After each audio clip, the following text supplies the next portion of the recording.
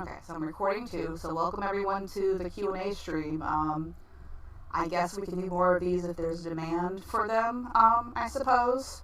So we got 23, here we go, so it's rising. So, in case you don't know me, I'm ILoveKimPossibleAlot, former friend of Lily Orchard. With me today I have Brittany, who is Lily's first online victim, and then Courtney, Lily's sister, unfortunately. And then Whitney, who is a past team member, but she has experience with cults. So I thought it would be interesting to hear her speak.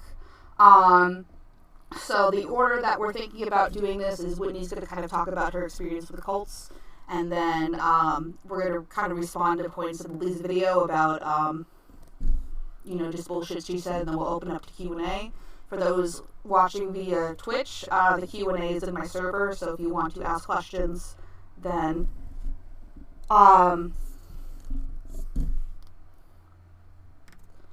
let me know. Is that better? No, I don't think that's going to be better. Twitch says you're echoing over there. Must be Twitch issues since you're not in here. Okay. Yeah, my Twitch volume is down, so I shouldn't be too echoey. But yeah, I'm in a really echoey room, so that's a little bit unavoidable. I hope it's not too distracting. Okay, so why don't we start? So, Whitney, why don't you do a test to make sure everyone can hear you?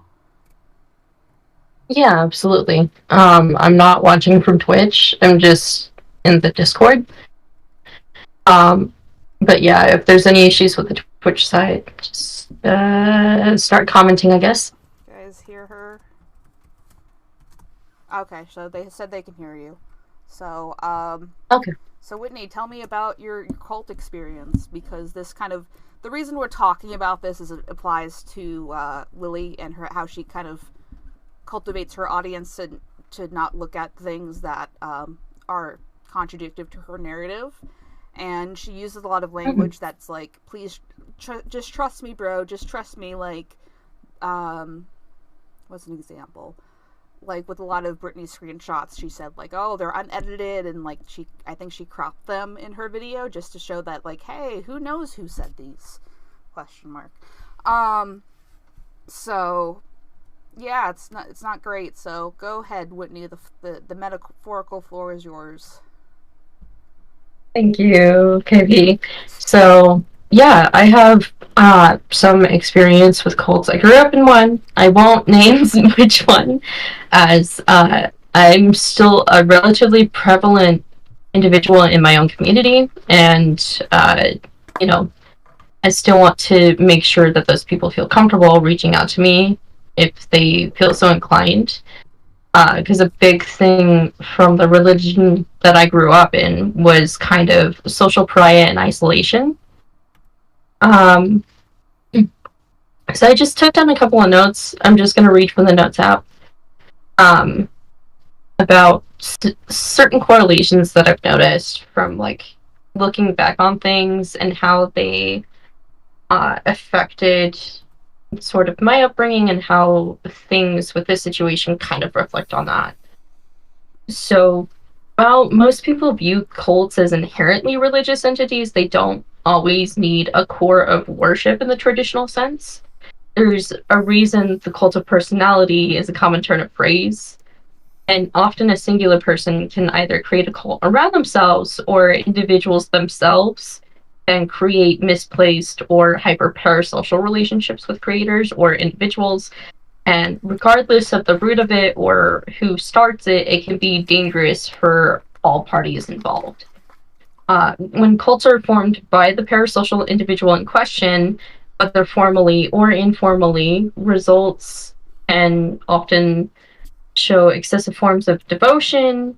It breaks down their members through aggressive forms of isolation, whether real or perceived. Punishments, both extreme and moderate, and rewards for complacency and devotion, sometimes big, sometimes small.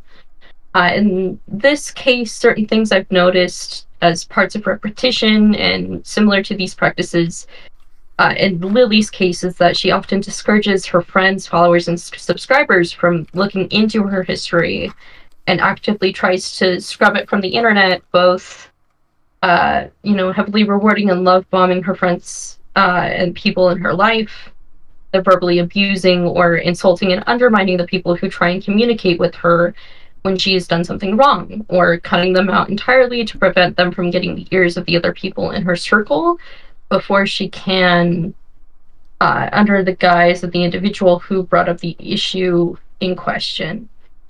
She usually accuses people who bring these things up of being abusive, manipulative, idiotic, or even transphobic and homophobic, even though from what I've seen online, that a majority of the people who brought this issue to light are also LGBTQIA+.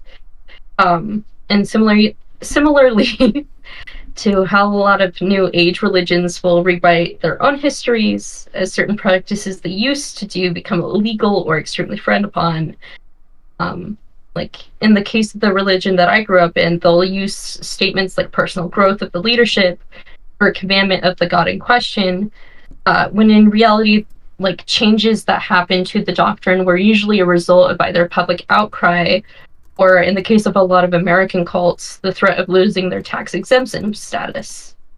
In Lily's case currently, she would risk losing her audience or a big chunk of it, and thus her monetization. And that would affect her overall livelihood, and that can be scary for anyone, and it's only reasonable that she wouldn't want to lose that. But by burying her history involving Courtney and the fanfiction that she wrote, she's actually digging herself into a deeper hole as refusing to take accountability will hurt her relationship with her audience in the long term, much more than it would to acknowledge the fall and hold herself accountable to what has happened here. And similar to how cults use a very specific punishment and reward system, Lily has a history of spending a decent chunk of money on art commissions and flattering a lot of artists, which eventually usually takes a turn for the not safe for work market, which has had kind of a mixed history of making people uncomfortable. Some people have been fine with it. But when it comes to the not safe for work art, especially online, it's important to remember that you should keep it from entering spaces where children are present, which, like, to my knowledge, specifically with the pornographic imagery, she has done so, but not so much with her writing in the past. And there's also, I didn't write this down, but there's also the issue of, like, when you're on Tumblr or when you're on these open format spaces, you can't actually prevent children from seeing that, even when you put up certain protections. There are specific websites that are age moderated with IDs for this sort of stuff, and that's probably where this sort of stuff should have been kept, as opposed to, posting it online. Finding my place in my notes again. Brittany and Courtney, if you want to add something, feel free to. It's not just Whitney time. Yeah, absolutely. Yeah. Okay, does anyone have any questions about cult stuff? Okay, someone has a question, so yay. We'll invite them to speak. Okay, all right. What's your question? So I actually grew up in a cult myself. I escaped 3 years ago, quite literally escaped. And while I was living through that situation, I was also involved with Lily's content, and it made it easier for me to accept the way that she treated her audience because I was accustomed to it. Mm-hmm. Mm-hmm. Yeah, there's a lot of people. I remember one girl specifically. I won't name her, but she was a trans girl who was in the Mormon church. So I think, seeing a very outspoken trans woman is empowering, but it's also prevents people from accusing or, like, painting Lily as a bad person because, it means so much to their identity that that person is vocal and unapologetic about their identity that it can be problematic sometimes, I guess, or it can be hard to face that reality that someone you idolized or someone you looked up to or someone that made you feel more comfortable in your skin is a bad person.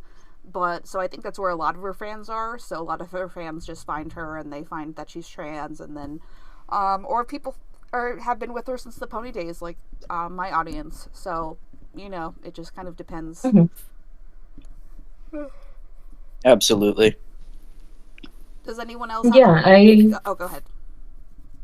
I was just gonna say, yeah, like, when I used to work with KP on the team, it was because I was in the pony audience. And I do remember watching Lily's videos when I was younger. I don't think I was as into them back then. I think I was more into the Bronalysis community. And then over time started to outgrow a lot of that. But yeah, I definitely understand with that type of thing. And also, you know, growing up in the cult, like there's certain language, there's certain behaviors and attitudes that are used that just feel very similar. There's also the matter of like black and white thinking is such a core facet of growing up in that type of religious environment, that she does bring that to her channel, and because of that, it's very easy to kind of fall into a similar habit with a different coat of paint, if that makes sense. Yeah, definitely. Also, to follow up on Lily just not age gating things, I remember being a teenager and like watching her content and her just casually dropping like pornographic images of her character just in her videos. She used to do that. That's gross. Yeah, it is.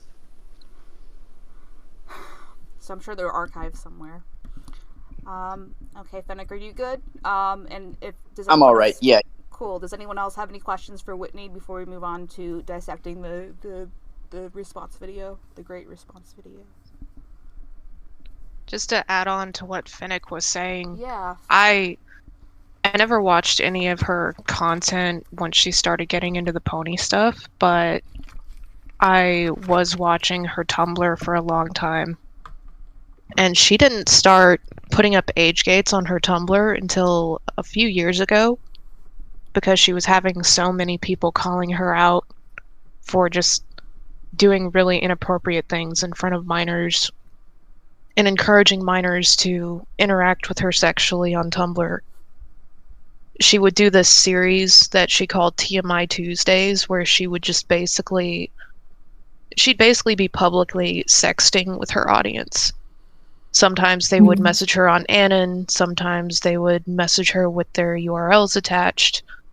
And I've personally spoken to a number of people who were minors and interacted with her in that way.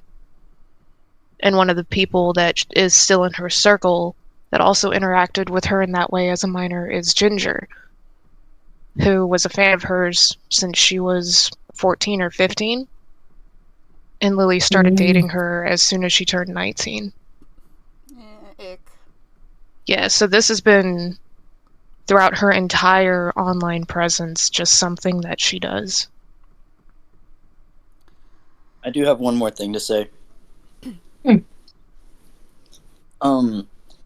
So one thing that a lot of people neglect to mention is that Lily initially actually encouraged people to privately email her sexual content. So we don't know. We only know what she's done publicly. We don't actually know what she's done in private with the very same audience. Oh, yeah. Flat out asked people for nudes? Yep. Like on Tumblr? Yep. And when someone was like, hey, what if kids send you nudes? She's like, they shouldn't. And that's it. She tried to pull the reverse psychology argument, where she basically said, oh, if I tell my audience to do this, then they're not going to do it. Which was just the most weak, ridiculous excuse I've heard out of her. That doesn't make sense to me. Like, on a side note, just as an artist, like, occasionally, it hasn't happened very often, especially recently, because my terms and conditions for my commissions are pretty strict. And I usually nowadays only do it through referral of past clients, just to kind of keep it from getting into spaces I don't want it to get into. But when somebody would like ask me for something not safe for work or send me reference images of something not safe for work, there would be no room for negotiation. I would immediately shut it down. So the reverse psychology thing doesn't make sense to me. To me personally, like just saying I don't want this and continuously setting that boundary is more than enough. It takes time, but it's more than enough. And you also can't trust kids to be honest with you. So. Nope. And Lily will also turn around and scream at people for breaking her boundaries. So, like, girl, don't say that's reverse psychology when you're going to scream about a broken boundary later.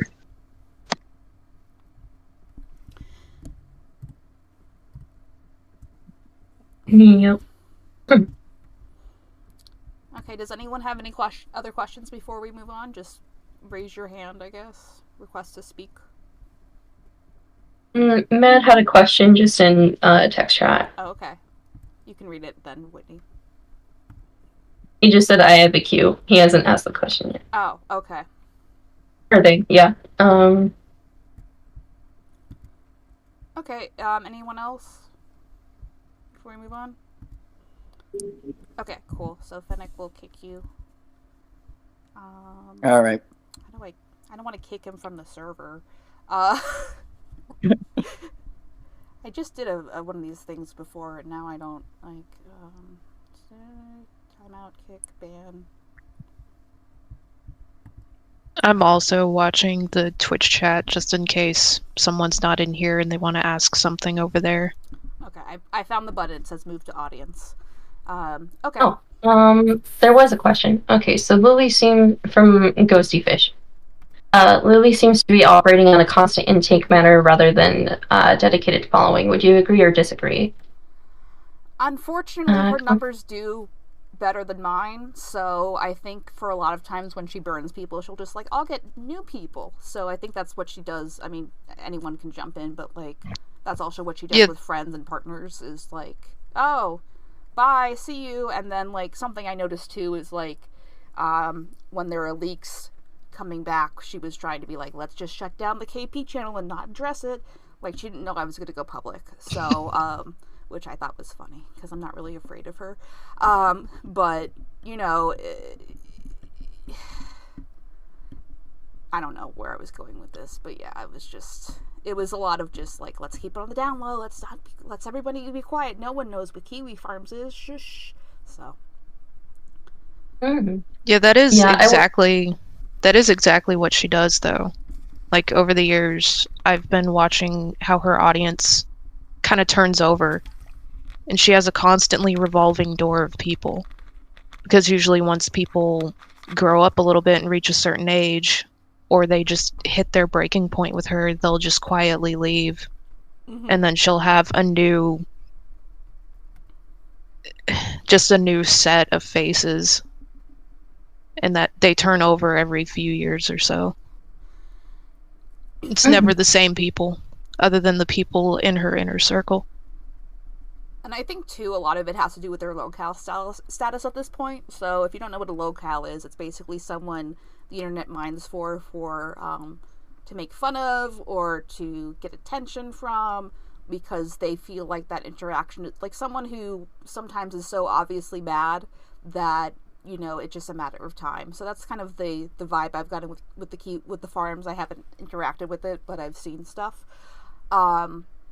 But, you know, compared to, like, Christian, the locale, which we won't get too much into Christian, but Christian, I think, is a more unfortunate case, because they don't really know what they're doing sometimes. I mean, could be argued, but I think Lily knows exactly what she's doing, but I think she also doesn't like people picking on her for things that are obvious. Like, something I've noticed, too, is she's taking a lot of dunks on me as far as, like, oh, KP doesn't know how to edit, KP doesn't do anything, just like, I do know how to edit. How do you think I edited my videos, like, before I had a team? And B, shut the fuck up. So, Does anyone else have any other questions before we move on? You can raise your hand or go in the chats. I'll give everyone like a second. Real quick, I want to address something that Kai said in Twitch chat. I don't know if y'all have watched the video yet, but one of the things she mentions near the end of the video is bringing up something along the lines of comments under the video keep bringing up my Steven Universe, which has nothing to do with my accusation, so you're all just butthurt over my media takes. When your video had nothing to do with her media takes. Those are two separate conversations. Yeah, the funny thing about that is Lily has always militantly moderated her comment sections. She will delete anything even slightly critical of her. All her comments are on hold. Yeah, regardless of whether it's something major or just someone disagreeing with her. So the fact that she's trying to frame that as, oh, you're all just mad about my media takes, she's doing that on purpose. She is intentionally only allowing the media take comments through to make it look like that's the main thing people are griping about. They're also trying to do that on Reddit. Like, there's a big thread talking about her response video. And, like, there's, like, a couple of people adamantly like, y'all are just butthurt about Steven Universe. And it's like, nobody talked about Steven Universe, bud. Yeah. But she wants that to be the thing. Yeah, I tried real hard not to make it about her media takes. Like, even though I'm kind of like, maybe calling a Jewish woman a Nazi is not the best take, Lily. I never really watched Lily's videos, so, like, I was just not really paying attention to... Because people are like, oh, you like her media takes. I'm just like, not really. I don't know what they are. Well, that's the thing. Like, her media takes don't matter. She's a fucking child predator. Yeah. And, like, to make it clear, I don't even watch most of the things that she makes content about. So I don't even have an opinion on a lot of those shows in the first place. I grew up with her hating all the shows I like. I'm used to it. Except Kim Possible, because she liked that, because, you know, I don't know. Okay. Yeah, she did. Yeah, Mark has a question, so... Add Mark. Okay, Mark, what's your question? Hi, thank you for inviting me up here. I have noticed with a lot of Lily's work that she, with no matter what the property she's, you know, analyzing or degrading, she always finds like that one character she likes to either put on a high pedestal or sexualize. Like, I mean, we all know what she did in Stockholm, and for some reason, what I've never really got was her you know, attraction or whatever, or some other third thing to Gardevoir. Like, what exactly is her own thing with Gardevoir and all the other things?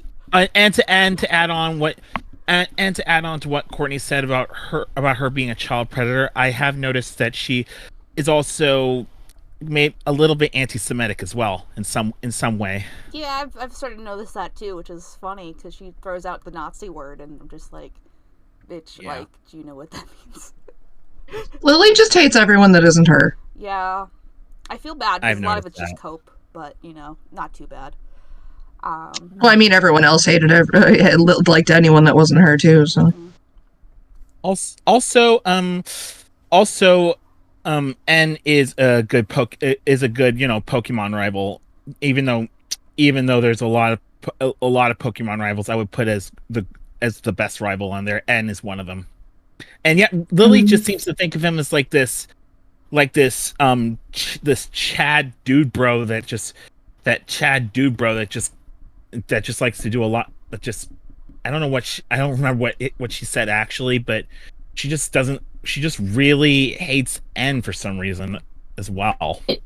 You know what's interesting is that so I do know who you're talking about, like N Harmonia from like Pokemon Black and White, right? Yeah, that is, by the way, we are getting off topic a little bit, like, we're not here to talk about I'm sorry. I am... Goodbye, go ahead. Yeah, I will kind of tie this back in, though. So, what's interesting about it is actually, like, N's whole story arc is about being in a cult, essentially.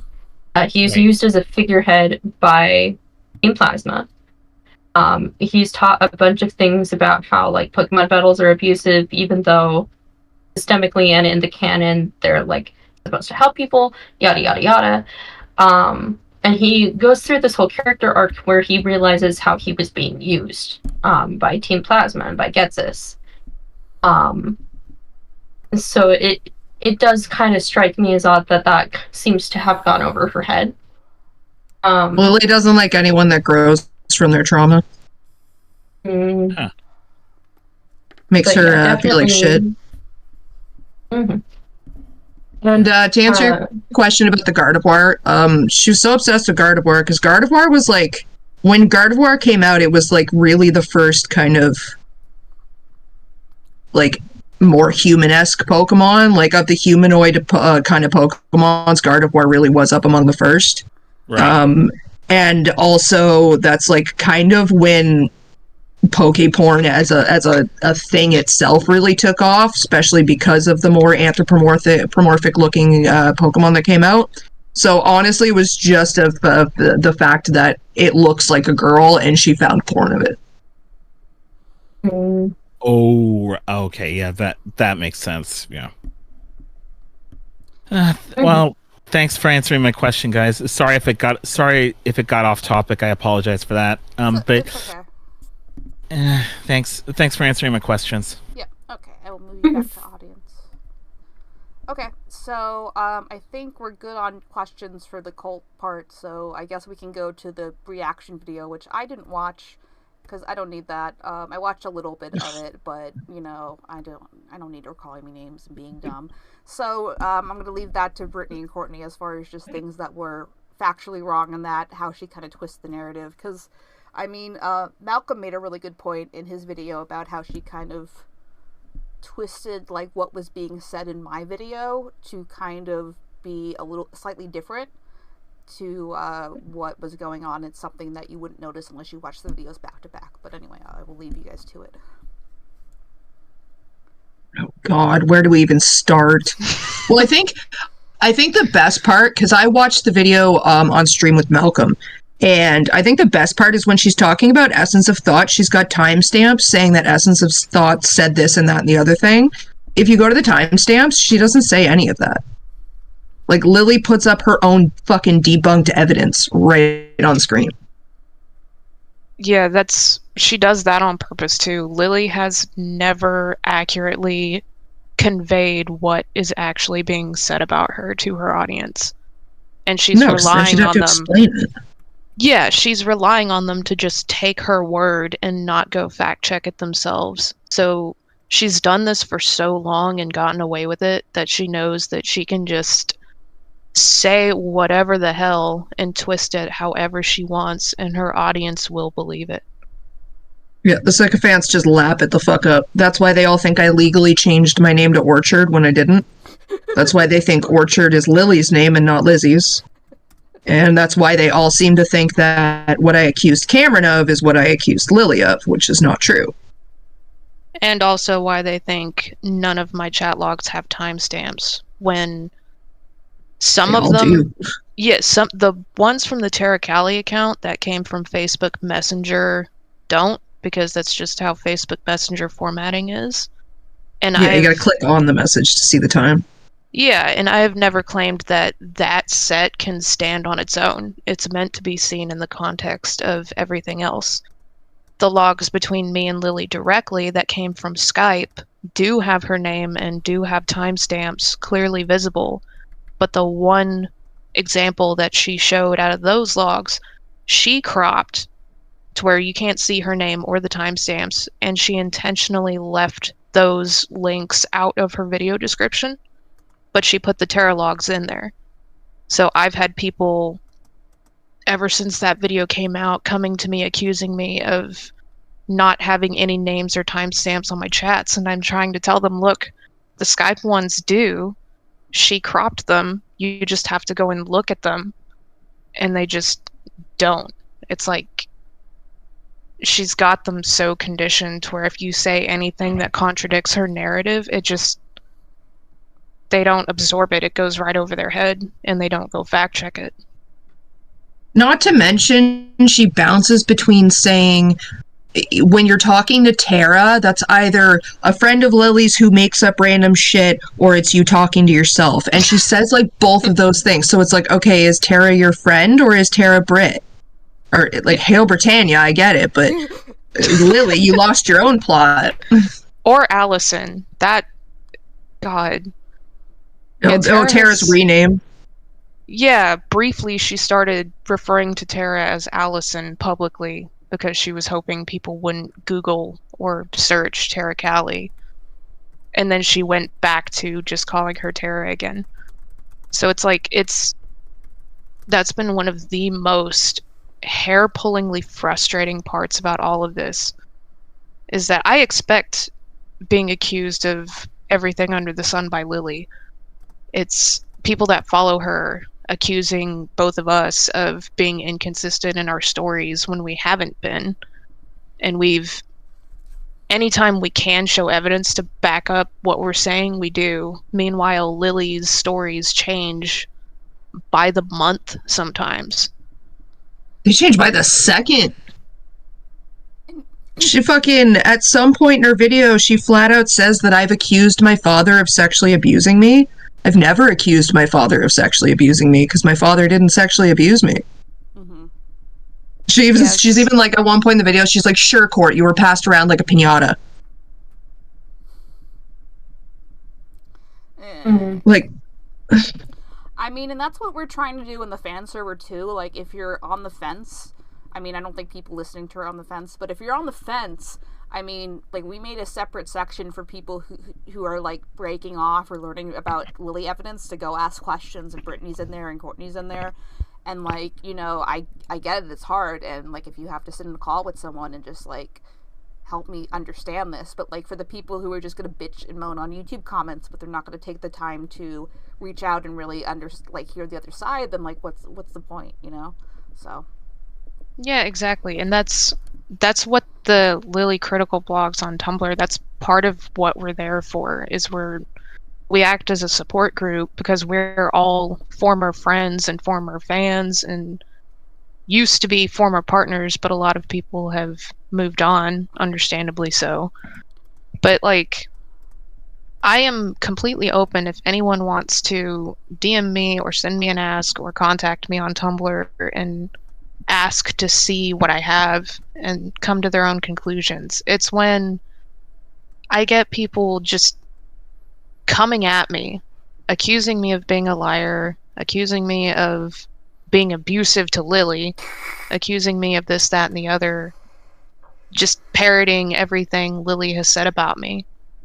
Like, I'm willing to talk to you, but if you're going to attack me and come to the defense of someone that I have personally witnessed be extremely abusive, and I've witnessed her groom people.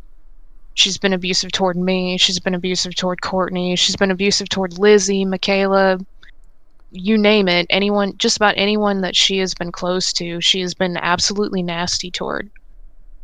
So it's hard for me to keep my cool, especially since I've been watching this for so long, when someone just comes at me and tries to attack me and defend her and isn't willing to just have a civil conversation about it. I think people are also the sticker fans are infuriating. Sorry. I was gonna say, I think also people are afraid of being wrong. Is a big part of it. For sure. They're afraid of... Oh, yeah. I know they're afraid of being wrong because the implications of just how extreme this is like, it would hit anyone hard. It hit me hard. And I know on some level they're afraid of Lily. And that's something that I just want to put out there. Are you more afraid of being wrong, or are you more afraid of what Lily is going to do or say to you if you are? Because if it's the latter, that's some serious red flaggy behavior for abuse. Mm-hmm. Anything else? Yeah, 100%. I was going to say, anything else you guys wanted to add before we take questions about the response video? Oh, yeah, I'm just stating this, like, publicly and firmly. I did not rape Lily. I mean, like, that was something that, like, didn't really make sense to me, is, like, you know, Lily was masked back in the day, and, you know, men are usually physically stronger than women, so I'm not saying it doesn't happen, but, like, especially because they're your older sibling, Courtney, it doesn't make a lot of logical sense either. So.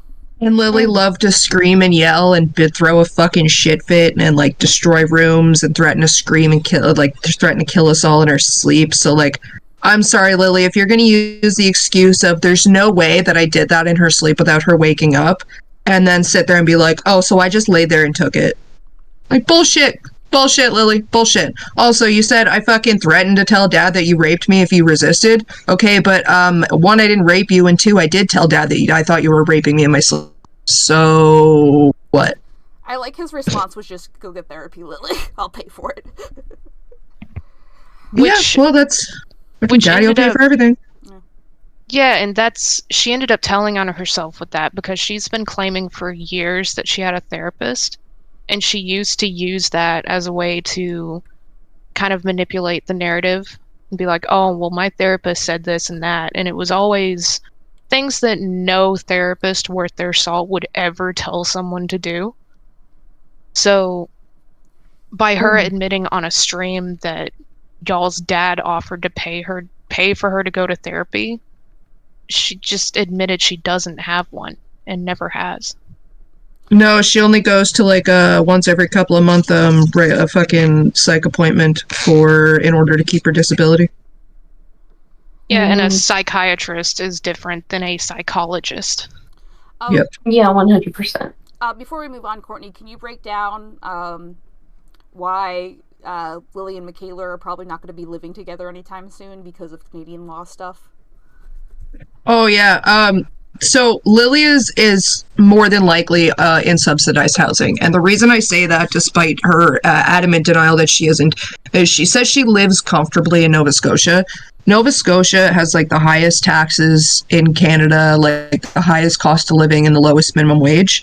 Even if she is pulling, like, $30,000 a year on Patreon, she's losing over half of that to taxes. So she's walking away with, if she's lucky, $10,000 a year. Now, to live comfortably, paying the kind of rent that is here with no rent control on $10,000 a year, you have to live in subsidized housing. Now, to live in subsidized housing, you have to make under a certain amount of money. If Michaela comes into this country, as soon as she enters this country, her and Lily, and starts living with Lily, her and Lily become a single income. Once they become a single income, that affects Lily's eligibility for disability and therefore subsidized housing. So they're never going to live together. And if Michaela ever comes to Canada, Lily's going to make her get her own place and get her own job and be able to secure the kind of living that Lily's been comfortable in before she ever leaves her subsidized housing. Not to mention the only pictures that she's ever posted, like, publicly online of her outside surroundings is right, the view of the harbor that she posted is right outside a subsidized housing block.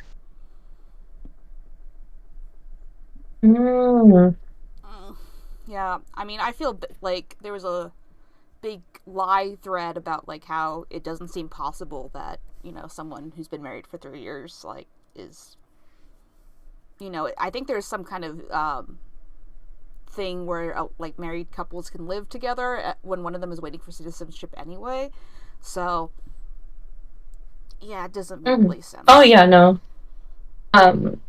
Rachel knows about this, and so I'm not going to name him because I don't think he'd be comfortable, but I am currently dating somebody who used to work on the team with me, and we do eventually plan to get married. The amount of work that we have to do in order to make that happen with the international law,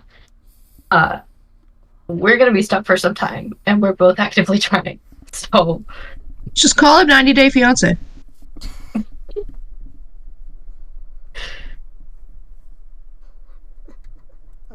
That's fair. Okay, does anyone else have any questions before we move on from this section? Either in Twitch chat or in here, just request to speak. I'll give you guys a couple minutes. I'll check Twitch. And to talk about the doctor thing, one time I did ask Lily about like how do I make sure the therapist doesn't get high off influencing the influencer. And she said something about like telling them as minimal information as possible, which I get, but like that's not exactly a relationship you should have with your therapist. So That's not how therapy works. Yeah. You're supposed to get better. Yeah, but people like Lily go to therapy to learn how to be better liars, not to get better. And that's the thing. Lily's been in therapy. Like, Lily spent, like, 10 years of her life in therapy. From 7 to 17, she had psychologists, psychiatrists, fucking social workers, therapists, counselors, you name it. That girl's been learning therapy speak for over a decade.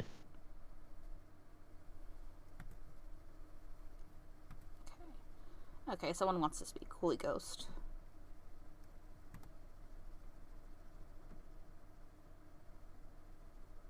Okay, Holy hello. Ghost, what's your question? Real quick, sorry, just woke up in the middle of this. So wait, Michaela doesn't know about all this crazy stuff about Lily, or are they like purposely ignoring it? Because I mean, the internet's not really a quiet place to go around.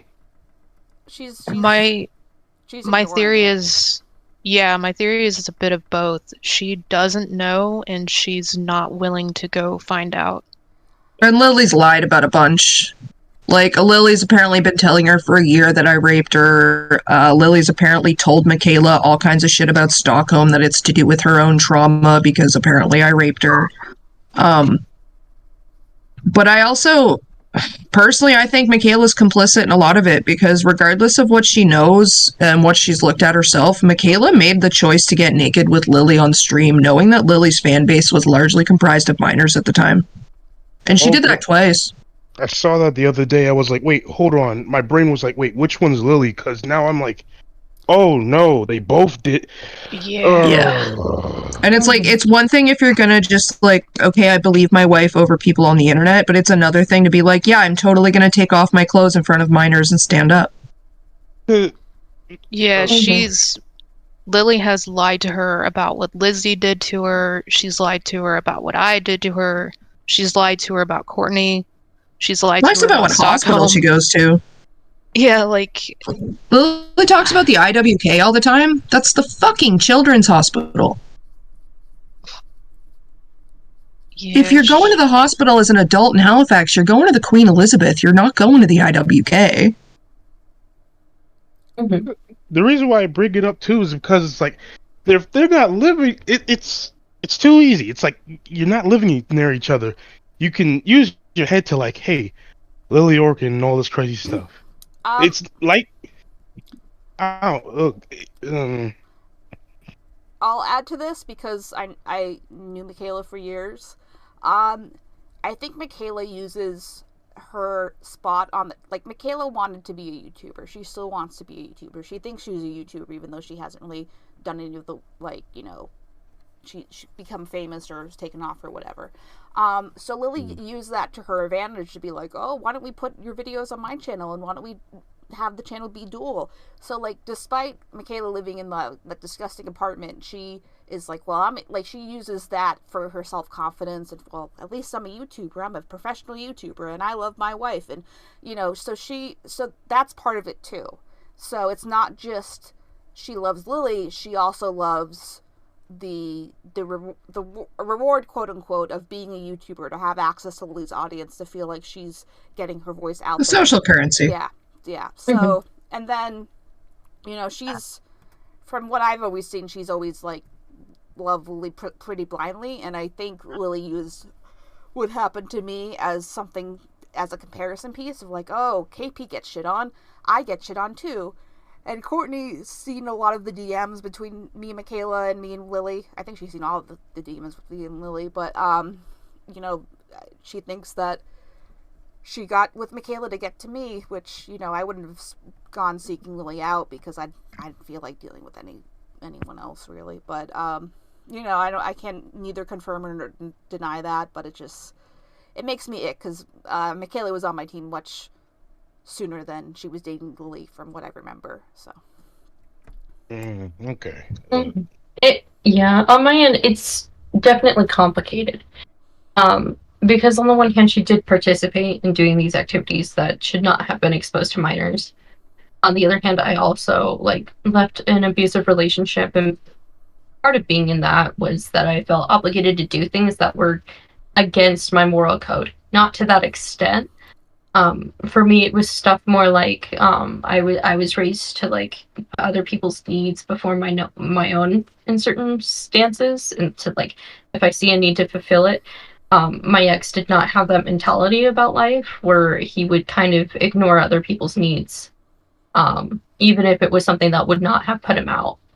And so I kind of just followed the grain because I felt, one, out of obligation, and two, did not want to deal with the conflict. The part of me is I want to give Michaela the benefit of the doubt that she's doing this as a survival instinct. On the other hand, if she is not, then that definitely hurts. Yeah, because she was somebody who I considered a friend when I was working with her on the team. At the same time, though, if your survival instinct is leading you to get naked in front of kids, that should be a fucking wake-up call to you. Yeah, to kind of add on to that, because I've gotten a lot of questions about this on KP's video. I think Michaela is fawning, and Lily targets fawners. And what fawning is, in regards to trauma, is it's one of the lesser known big F trauma responses for complex post-traumatic stress disorder, the fight, flight, freeze, or fawn. And fawning is, it, in a nutshell, it is extreme people-pleasing. It's a trauma response that your mind goes into in the face of a perceived or actual threat, where instead of fighting it, running away, or freezing up, you try and capitulate. Run under Mama Dear. You try to capitulate to it. You try to basically caretake your way out of it. And in extreme cases, which is where I think Michaela is currently at, it also consists of very heavy dissociation, where you just completely separated from your own emotional needs, your own moral code. You just you kind of just completely lose awareness of who you are, what you're doing, the implications of what you're doing, in order to try and keep yourself safe. And it's very hard to break out of, especially since it's not very well known yet. So I'm thinking that's where Michaela is at. I don't know what she's been through prior to meeting Lily, but Lily's track record has been she will specifically target people who are either very young or people who have been through very severe trauma that has left them in this fawning state, because they're less likely to stand up to her. And she knows how to push their buttons to scare them into a state where they will dissociate and just go along with whatever she wants, because they think that's keeping them safe. Okay. Yeah, it's pretty oof. Someone did ask a question. Do you believe Michaela could ever get out of the situation? And after everything she did, how would you feel about her coming out as a victim of Lily? I guess I'll take that one first. I think it's going to take a lot, because from my understanding, people have tried to talk to Michaela about it, but she just shuts them down and kicks them out of her life. So I don't know what point it's going to be. It might be at the point where she realizes that they're never going to live together, or if they do, it will all be on Michaela to provide for them. Then, but I think a lot of people have tried, but she just doesn't listen. So I think on a subconscious level, Michaela is terrified, because given how long she's been with Lily and just how much she has enabled and actively participated in, if she ever does fully realize the position that she's in and the kind of person Lily is, it's going to send her into a very, bad place for a while. Assuming this is a situation of her being in a severe trauma response and not her just willingly going along with it. This is the worst case scenario, right? Correct? Yeah, worst case scenario, yeah. Okay. Gonna sound a little, I don't know if it's mean, but I feel like something physical is gonna have to happen because I was about to say that. Yeah, because I'm like to myself, like, it's gonna get to a point where it's like, Lily's gonna put hands on her before anything happens with Michaela. That too, oh, sorry, go on. It's okay. Like, I'm not wishing it, I'm not hoping it. Lily's not exactly the type, but I can see at some point Michaela might finally get tired of the bullshit being not moving and being used for art, and she might try to stand up to Lily when she's on a visit, and Lily's gonna put hands on her. Yeah, that's what I'm thinking. Because I guess I'll fly to my next dumb last question. I don't want to take up too much time. It was something I put in KP's channel with the whole realizing Lily's a bad person. Okay, so I guess if I had to say in law terms, how do you think Lily's gonna go to like court or anything for all of this crazy stuff? Because there's proof. You guys have proof. You guys done your research here. I'm just wondering, like, how in the world is it gonna work? That's the only dumb thing. Yeah, the problem is the proof doesn't mean much if people refuse to look at it or acknowledge it. Yeah, that's why we which is... Oh, go ahead. No, you go ahead. I was just going to say that's why Michaela and most of her current fan base and inner circle is still there because they just refuse to look at any of it.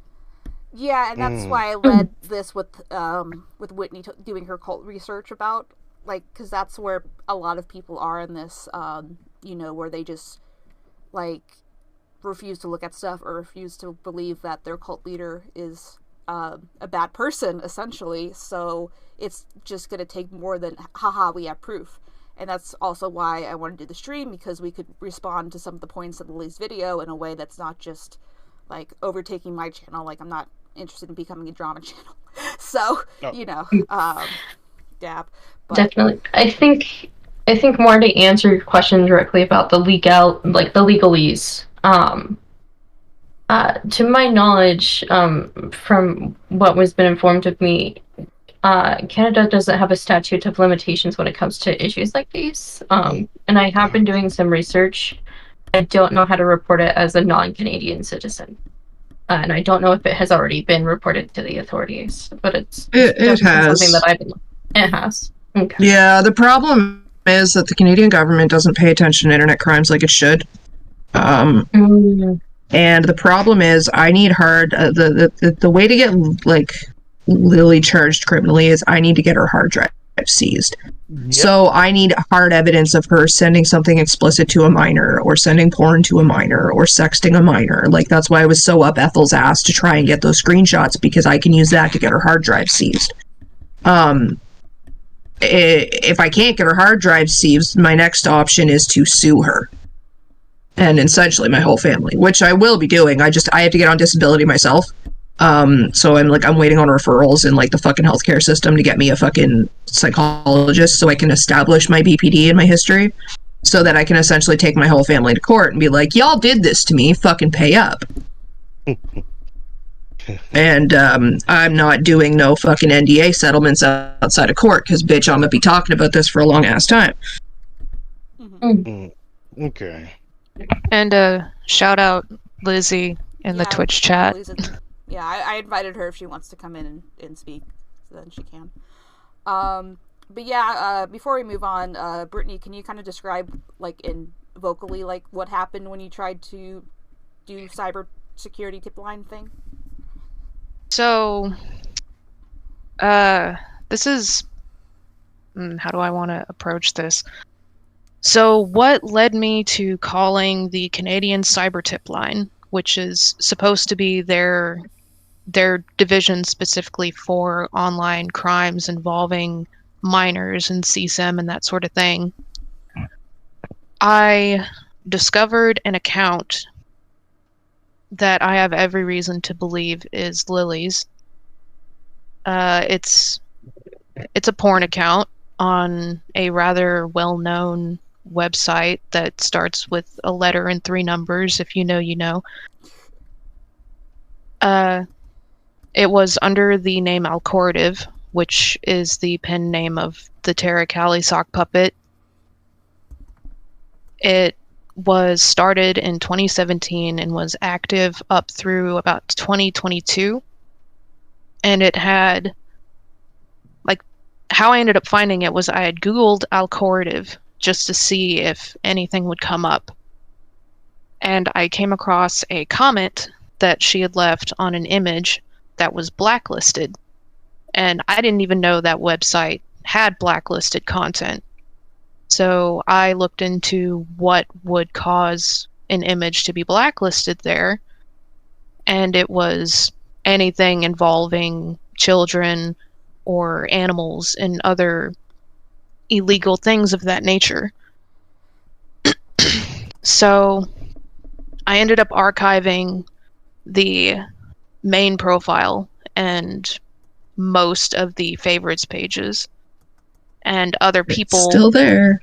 Yeah, other people that are braver than I am went digging through it and found the image that she had commented on, along with about 114 other images involving explicit children. So, knowing that A lot of poke porn. Yeah, knowing that Canada is more strict on that kind of stuff than the US, I thought that that would be enough to at least get their attention. So I called them, and they didn't even let me get past the first, 5 minutes of the conversation. It was very obvious that the person on the other end of the line had no interest in listening to anything I had to say. They just rushed me off the phone, didn't let me send them anything, didn't let me go into detail about anything. They just weren't interested in hearing it. They heard online and YouTuber and just their brain shut off. Yep. And unfortunately, that is a common issue with just the legal systems in almost every single country. Just due to the hands-off nature of the older generation when it comes to online crimes. A lot of the times I think, on some level, I think that they don't take it seriously because they don't understand fundamentally how it functions. And they don't take it all that seriously because they're like, well, it's not in real life and this person is not near you physically, but they don't understand that, no, this can result in doxing, this can result in people's houses getting swatted, this can result in, this can result in them being near you physically.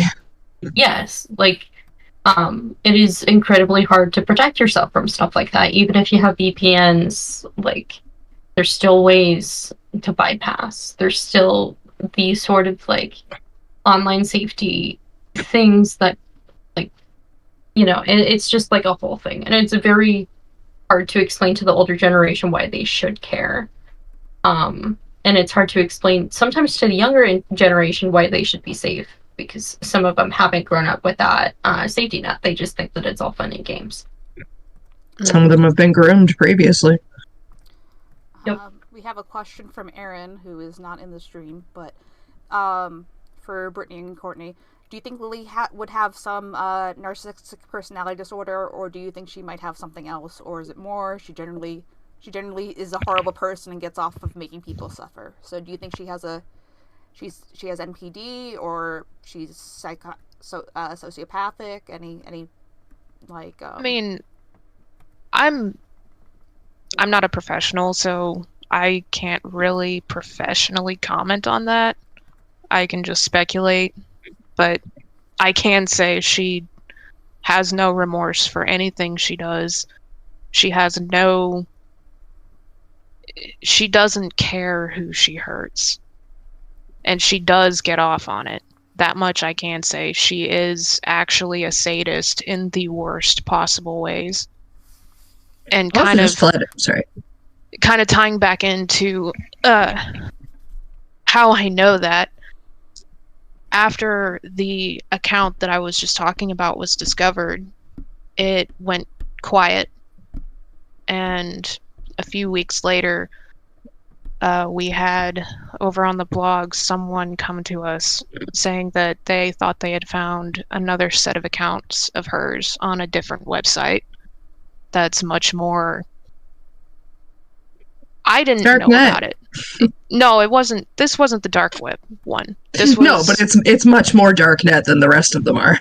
Yeah, very true. I didn't know about this one, but it's the people that do know about it are apparently aware of the kind of horrific things that are allowed on it. And this person was describing some of the favorites in these 3 accounts, which were Alcorative, Ibarra, which are 2 names of 2 of her sock puppets smashed together, and Spiritus Kayem, which is a reference to one of her other fan fictions. All 3 of these accounts were identical. They had the exact same favorites, the exact same favorite tags, exact same everything. Bro, what do you need 3 accounts for? In case one gets discovered, so she can ditch that one and still have the others. Jeez. But this account was... She went even further than she did in the first one. And most of her favorites consisted of very realistic 3D rendered animations of children in absolutely horrific, unspeakable situations. And it was a lot of those are traced, weren't they? Do what? A few of those artists were fucking convicted of using pictures of their own children, weren't they? Yeah, at least one of the artists that she had favorited a lot of had been convicted and charged of using their own children as references.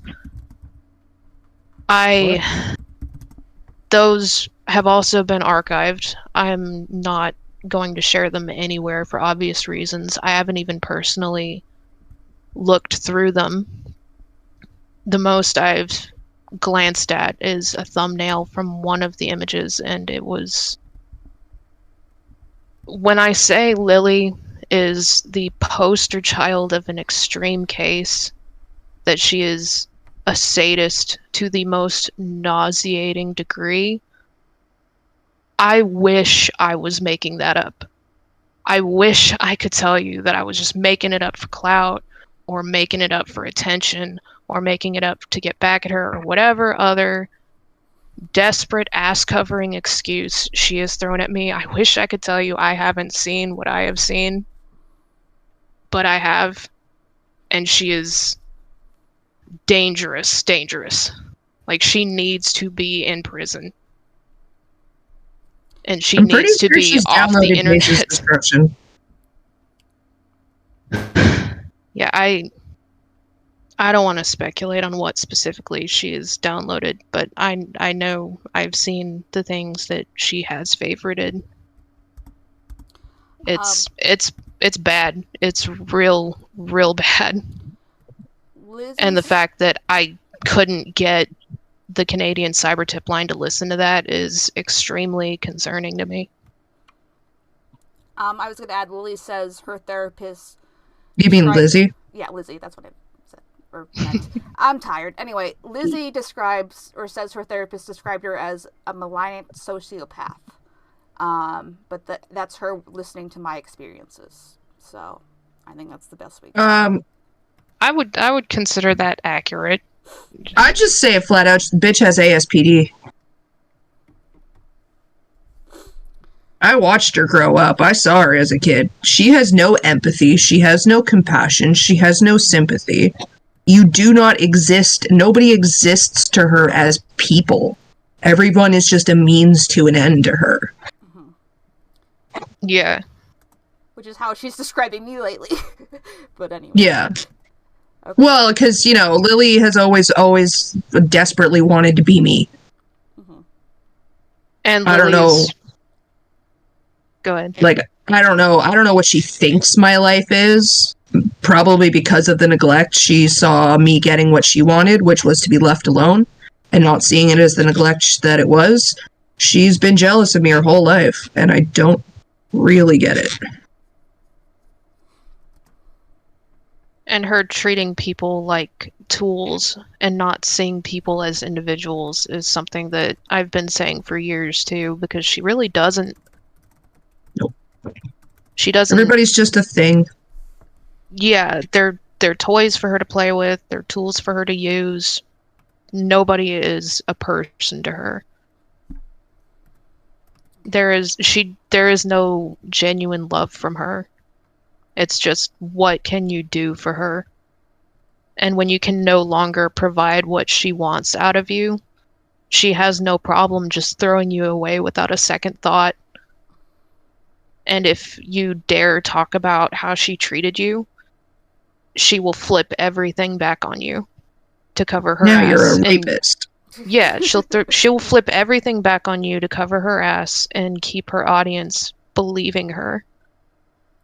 Because she knows a victim narrative works. Mhm. And that's another question I want to ask anyone who might be in her camp that's watching. What is more likely out of these two scenarios? Lily has been horrifically abused by every single person that she has had a close relationship with. And we're all of us who never knew each other prior to her are all lying in the exact same way and describing the exact same experiences, and we're all making it up. Or she's been the common denominator and she is showing a pattern of behavior and a pattern of abuse through multiple different people. Lily, if everywhere you go smells like shit, check your shoe, honey. Okay, we have a question. So let me move you back to audience. Okay. Okay, Fennec, what's your question? All right. I will say I don't think we should be, at the very least, publicly speculating about Lily's whether Lily has some kind of personality disorder, because I think that for one thing, armchair diagnosing is kind of dangerous, and it can be rather demonizing to people who need help.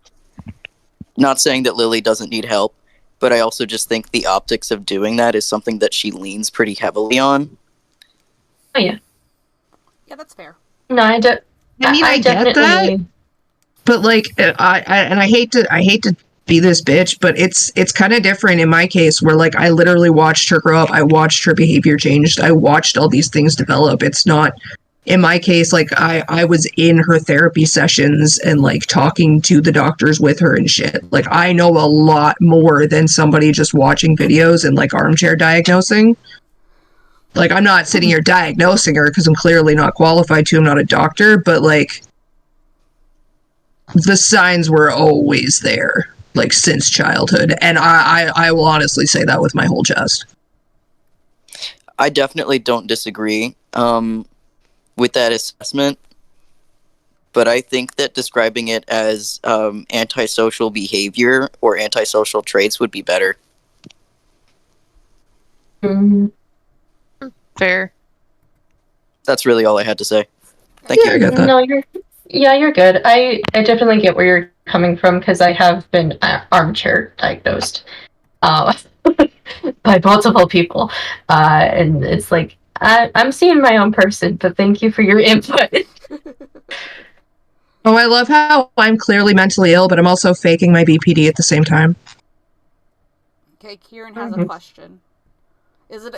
Try to keep it questions instead of statements, but Fennec had a good question, or a good statement, so. Okay, Kieran, you're up. Yes, it is a question. So, I've noticed every time Lily's native heritage has been brought up, she always tries to deflect it by bringing up her grandfather. So this is a question more towards Courtney. What's up with that? Because I have not. Because I did look up the page. So, like. Okay. So Hank, who is our maternal grandfather, okay, growing up, there was always whisperings that Hank was some sort of native. Nobody really knew what. It was just like his mother was like half native or something. Nothing was registered. No traditions were carried on. We didn't even know anything. Like, someone thought it was Cherokee. So his oldest daughter decided to dive headfirst in the community and found out that he does have ancestral ties to 3 different tribes. I can't even pronounce it properly, but it's like it's a subset of Iroquois, and then Sauk, and then Fox, and those are the 3 different tribes that his heritage comes from. So with the Iroquois not exactly having many ancestors around, they are closely related to Cherokee. So a lot of Iroquois people rely on Cherokee traditions because they can't find Iroquois ones, and they are so closely related. So Hank has been inappropriately ID'd by like people reporting on it as Cherokee because they don't bother like doing the homework to find out that he was actually Iroquois Sauk Fox. I found that out simply by messaging his daughter and being like, hey, what was his heritage? And she's like claimed by the nation and like highly respected and knows her shit.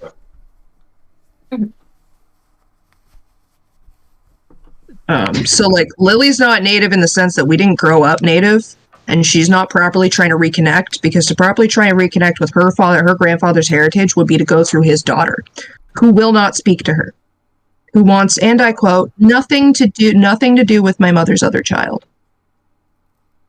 All right. That's something I've kind of found morbidly amusing about the whole thing, because Lily's whole deflection about that was, well, I have this one article. Meanwhile, you're over here like, okay, but I have my aunt, elder. Yeah, your elder, who is claimed by a nation and well respected, in your phone that you can just call up and ask. Yeah, because that's the thing, like Cameron and Lily, now that they're fucking tag teaming it on YouTube, they want to try and say that I'm estranged from the entire family. I'm not. I talk to them all on a fairly regular basis, actually. They're just they just respect my request that my immediate family not know that they talk to me. So they tell them they haven't talked to me in years. Meanwhile, they've talked to me last week. And I can confirm I have seen the text messages, or some of the text messages between you and your aunt. So that is a real thing. You're not just making that up. I'm vouching for that. Nope. Lily fucking doxed her. You. Okay, back to questions, because I think we're just in the regular Q&A part at this point. Does anyone else have any questions? Oh, bye, Kieran. Please request to speak. That's the easiest one, so I don't have to go checking 3 different places for questions.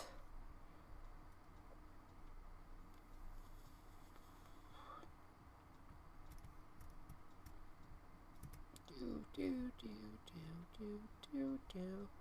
we have 15 people in the chat. Does anyone have any questions, comments, concerns? Okay. So this is for Courtney. Do you think it would be possible someday to have one of your family members on call to talk about your experiences with Lily, or would it be going too far? Sorry, how I phrased it. Well, see, not all of the family knows everything. Like, and my aunt Tanya, she, like, oh shit. My aunt, she's actually a trauma counselor herself.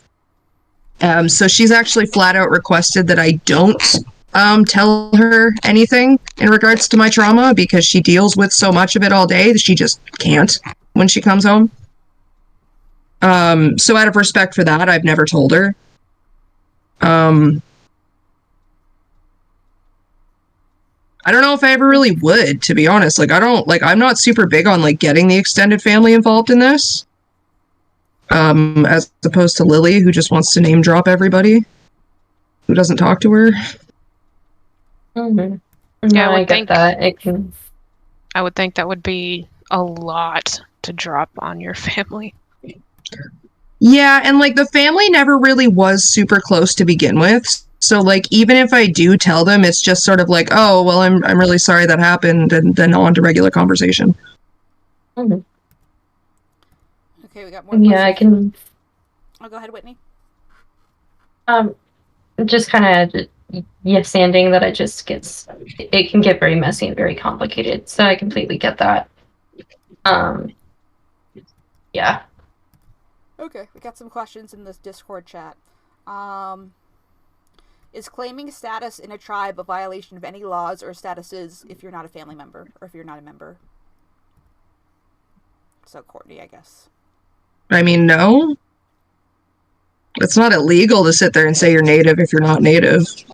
But I mean, if you go to the wrong areas and start running your mouth, you will get your ass beat. Like if Lily were to go down to the reservation and talk the way she fucking talks, she'd get her ass handed to her in an instant. Oh, I bet.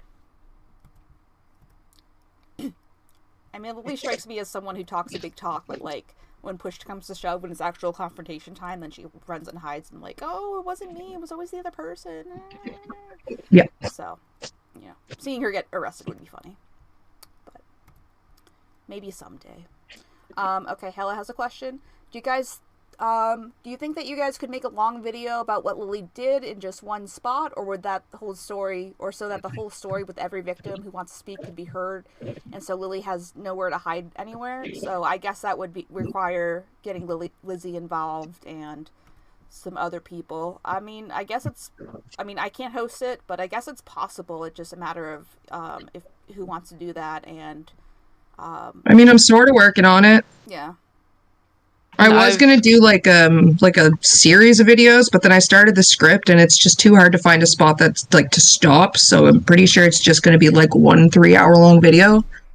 And then like I've already asked Britt and KP that they've allowed me to use the audio of Brittany's interview with KP in the video. I'm gonna have Patch's audio in there.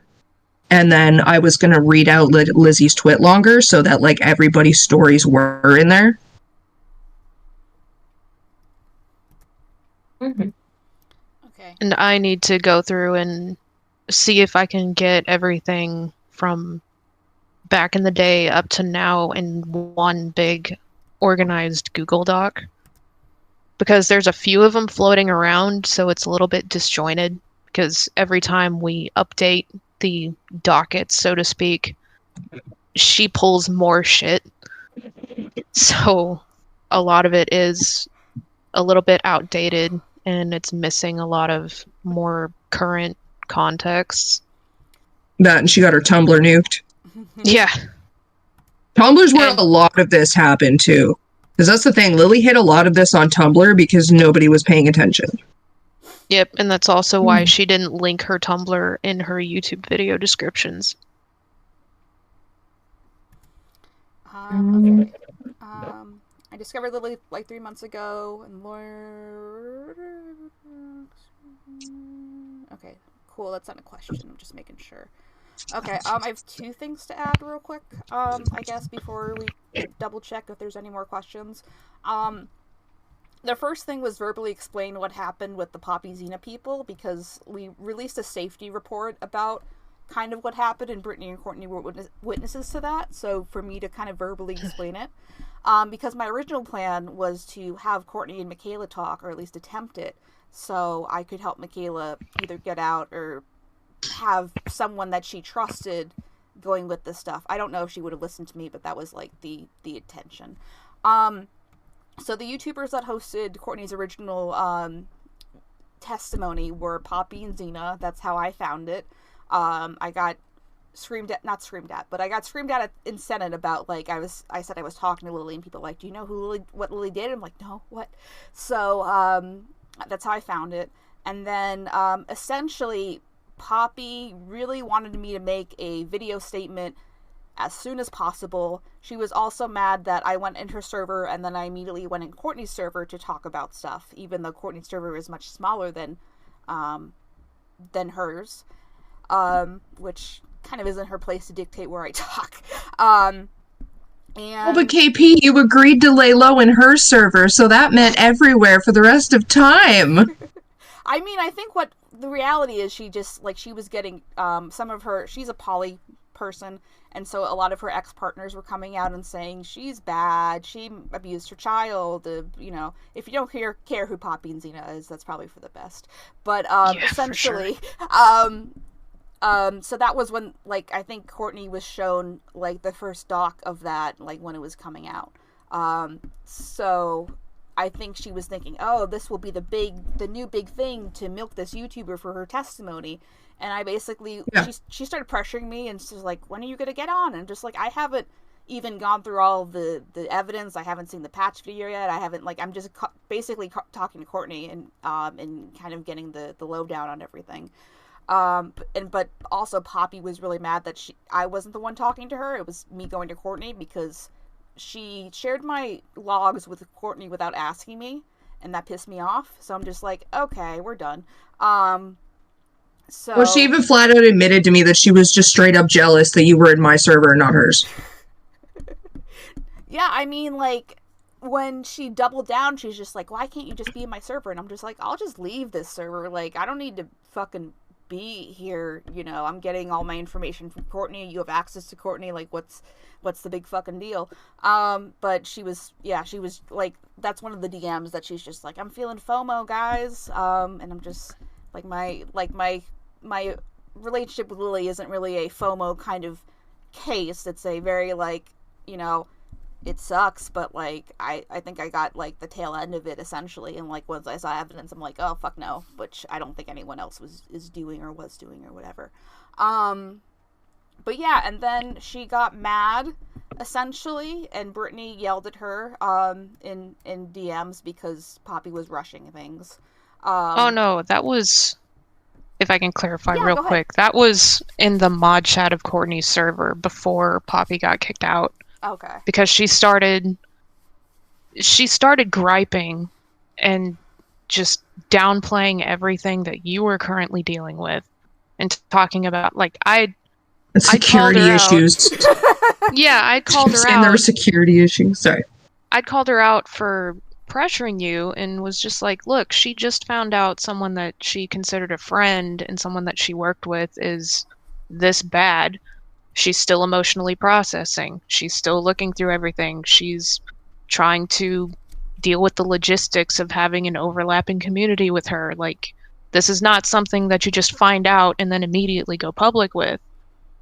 And she started coming back with, oh, well, this, basically saying that your emotional situation was quote-unquote nothing materially, and all this other nasty shit, which, yeah, I did end up yelling at her for, because don't,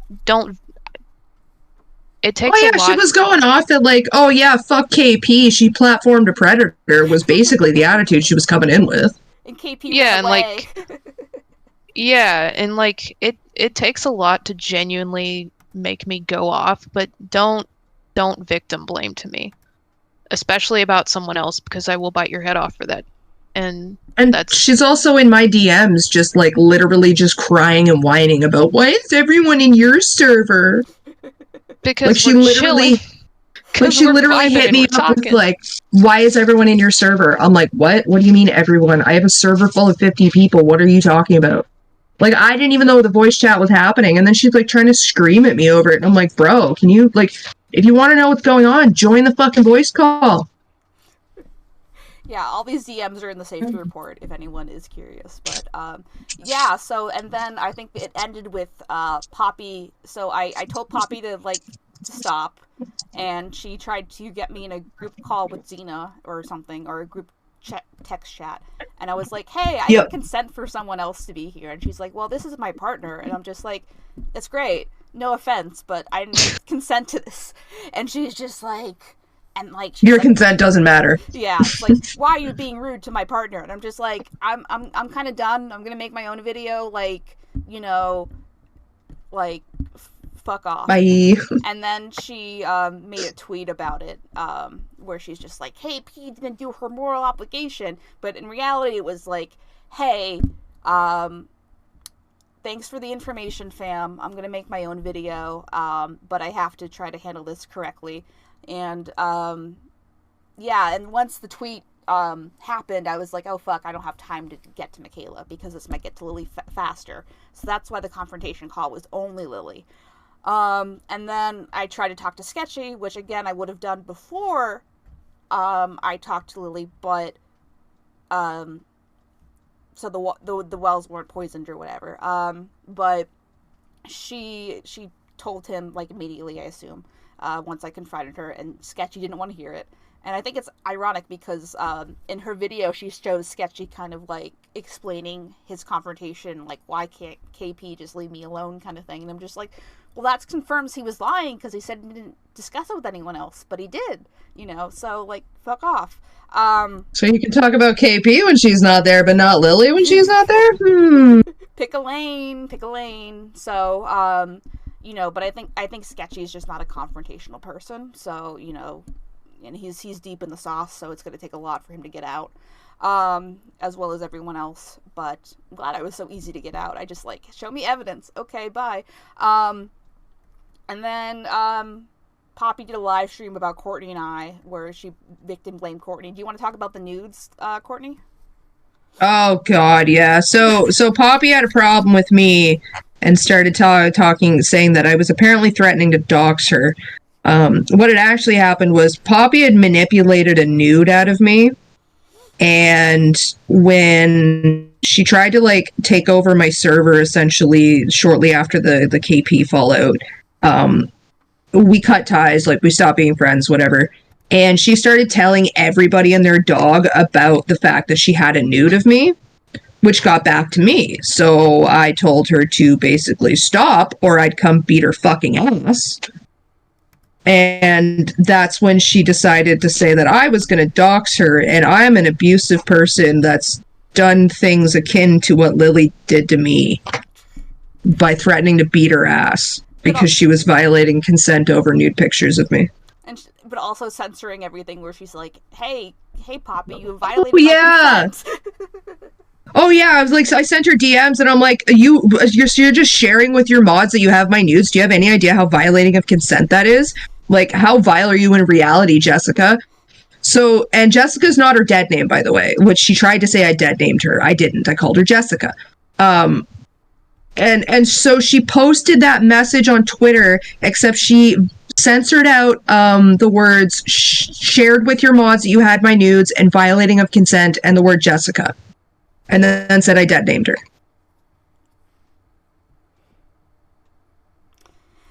I'm pretty sure I responded to that by just posting the unedited fucking DM. And I was like, no, here's what I said. Mm-hmm. And then she was going to make a big public stink about it because she can't milk you for more content anymore, so... Yeah, but then I warned her to keep my name out of her fucking mouth, so she sent Sage after me. And lest we forget the infamous lick screenshots. Oh, you want to talk about the lick screenshots? Oh, God. I showed you my lick. Please respond. Yeah, so, a bit of backstory. This is actually not Poppy's first foray into the whole Lily critical space. My first run-in with her... She's a Lily fan. Yeah, well, she was a Lily fan until Lily blocked her on Twitter. Yeah, she used to be a Lily fan, but my first run-in with her was a few years ago when she had her now former mod reach out to me on her behalf about everything that was going on with Lily. And she had a group chat that consisted of me, Lizzie, Cypher, and I don't think Patch was in there, but don't quote me on that. I honestly can't remember. I'm pretty sure Patch said that he didn't really want to be involved in it. But it was basically a group of former partners and former friends. And something that Poppy and I would argue about near constantly was she refused to let me call Lily a PDF file or a groomer. Like, I couldn't understand why, but she would just argue with me about that constantly, telling me, oh, I'm not using the right word. Oh, that's not how grooming works. Oh, this, that, and the other. And for a while, like, we eventually got into it so bad that I was just like, F this, and left the group chat, and that was it. And later, when all this stuff was going on with Courtney's server, I found out that because at the time I thought she just hadn't read any of the evidence herself, because I was under the impression that because of the very heavy, sensitive nature of it, that she'd had someone else go through it and kind of, fill her in. But I ended up finding out that she had read all of my docs and had acknowledged to the former mod before he reached out to me that Lily was dangerous. So she was fully aware of everything. She was fully aware that Lily was a danger to her audience, a danger to minors, and was grooming her audience. And yet she still would privately argue with me about it, and ended up defending Lily in public on numerous occasions from people calling her a groomer. And given everything that's come out about Poppy over this recent year, I can see why. Because she would have been implicating herself.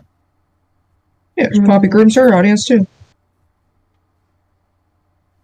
Yeah, she just technically waits till they're 18, but like from what I understand, they have people come to their server, and then if Poppy likes them or they're female, I guess, then she'll flirt with them. So and then you get invited into her furry fucking porn chat server. Yeah, she which is nothing but her and a bunch of Discord kittens sexting constantly. That includes minors. She doesn't keep any of that separate from the minors in her audience. But yeah, no, this is a whole other server. Yeah, point being, though, Poppy has fully taken advantage of all of us more than once, just because she wanted the drama views.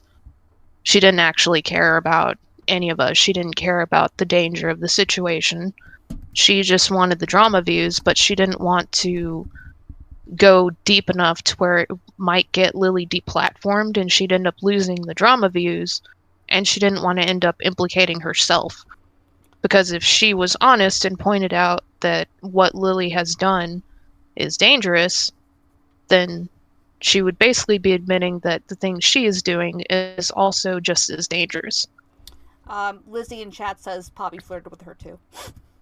Oh god, Lizzie, I'm Poor sorry. thing, oh my gosh. But no, the lick screenshots... Oh, I'm so sorry. That's technically my fault, Britt. I'm sorry. No, you didn't know. I tried to give her another shot. I didn't think she was that bad. But yeah. I talked you into it. Poppy.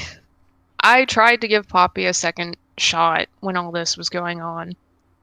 And she immediately started very heavily trying to flirt with me. And at one point, I told her straight up, like, I don't really know how I feel about this. You're a content creator with a decent-sized audience, and we're both involved in some pretty messy drama. I don't really know you like that, blah, blah, blah. And she just would not let it go. Like, anytime I would try to talk to her about anything, she would immediately try to make it sexual and start coming on to me. Even after I told her I was uncomfortable with it. And eventually I got to the point where I stopped responding to her. And she just kept DMing me. And at she was one like, point, asterisk lick. Why won't you respond? She role-played a lick at me when I hadn't been responding. And I was just like, okay, that's it. I'm done. She hasn't texted you in 3 days, bro. Send her the lick. That's the move. Fucking game of a moldy soap dish.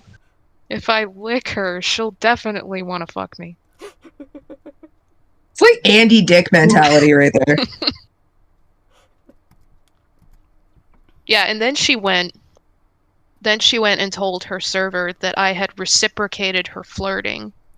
No, and then you didn't. Turned around. Yeah, and then turned around and was trying to say that I found her creepy and she was sexually harassing me. When I very clearly did not. She fucking showed me those DMs and I was like, Poppy, you see how she's uncomfortable, right? And you're pushing it? That's like not cool of you? Yeah. Yeah, Yeah, that was that's fun.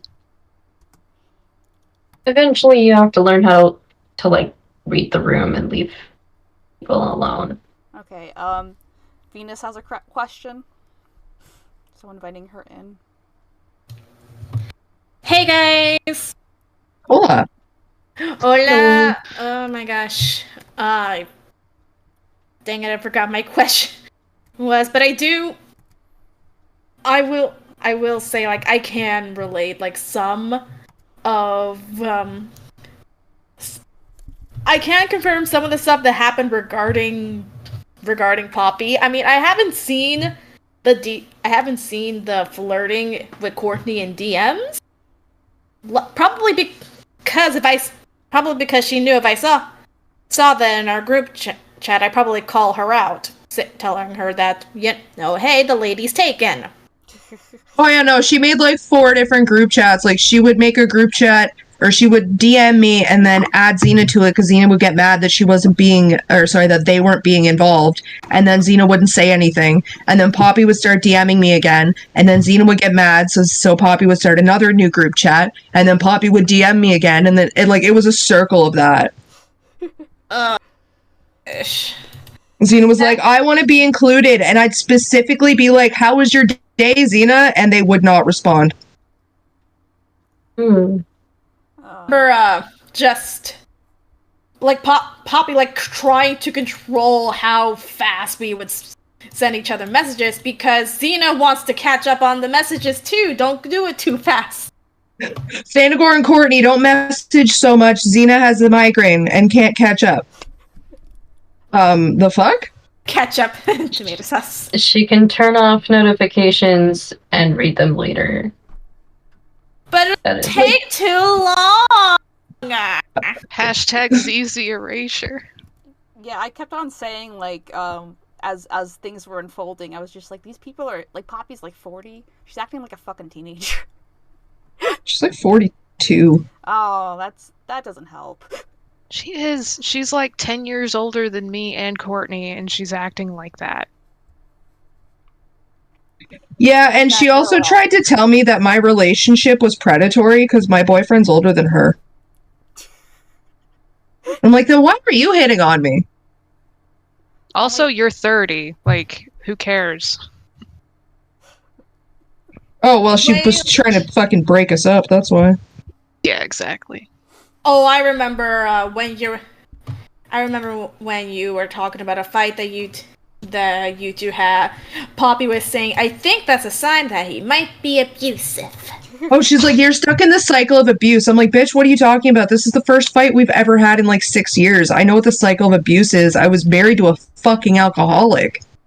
Mm-hmm. And then I lost my mind after that day because I'm like, you heard one fight. You can't tell me I'm in a fucking cycle. You ain't been around long enough to know if it's a cycle. Yeah, she was just pulling that isolating thing on you that she does with every other person that she tries to get with. Mm-hmm.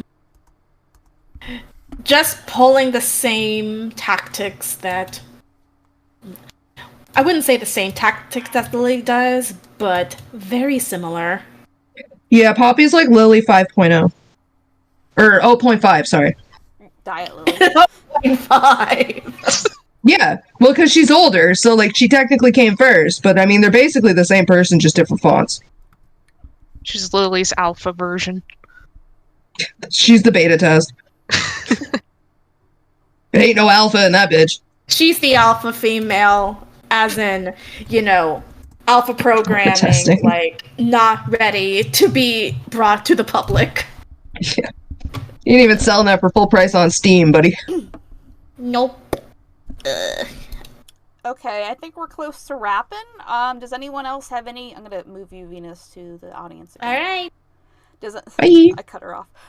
Does anyone else have any other questions? I'll give you guys a couple minutes, but the easiest way is to raise your hand in the stage, so I don't have to read things.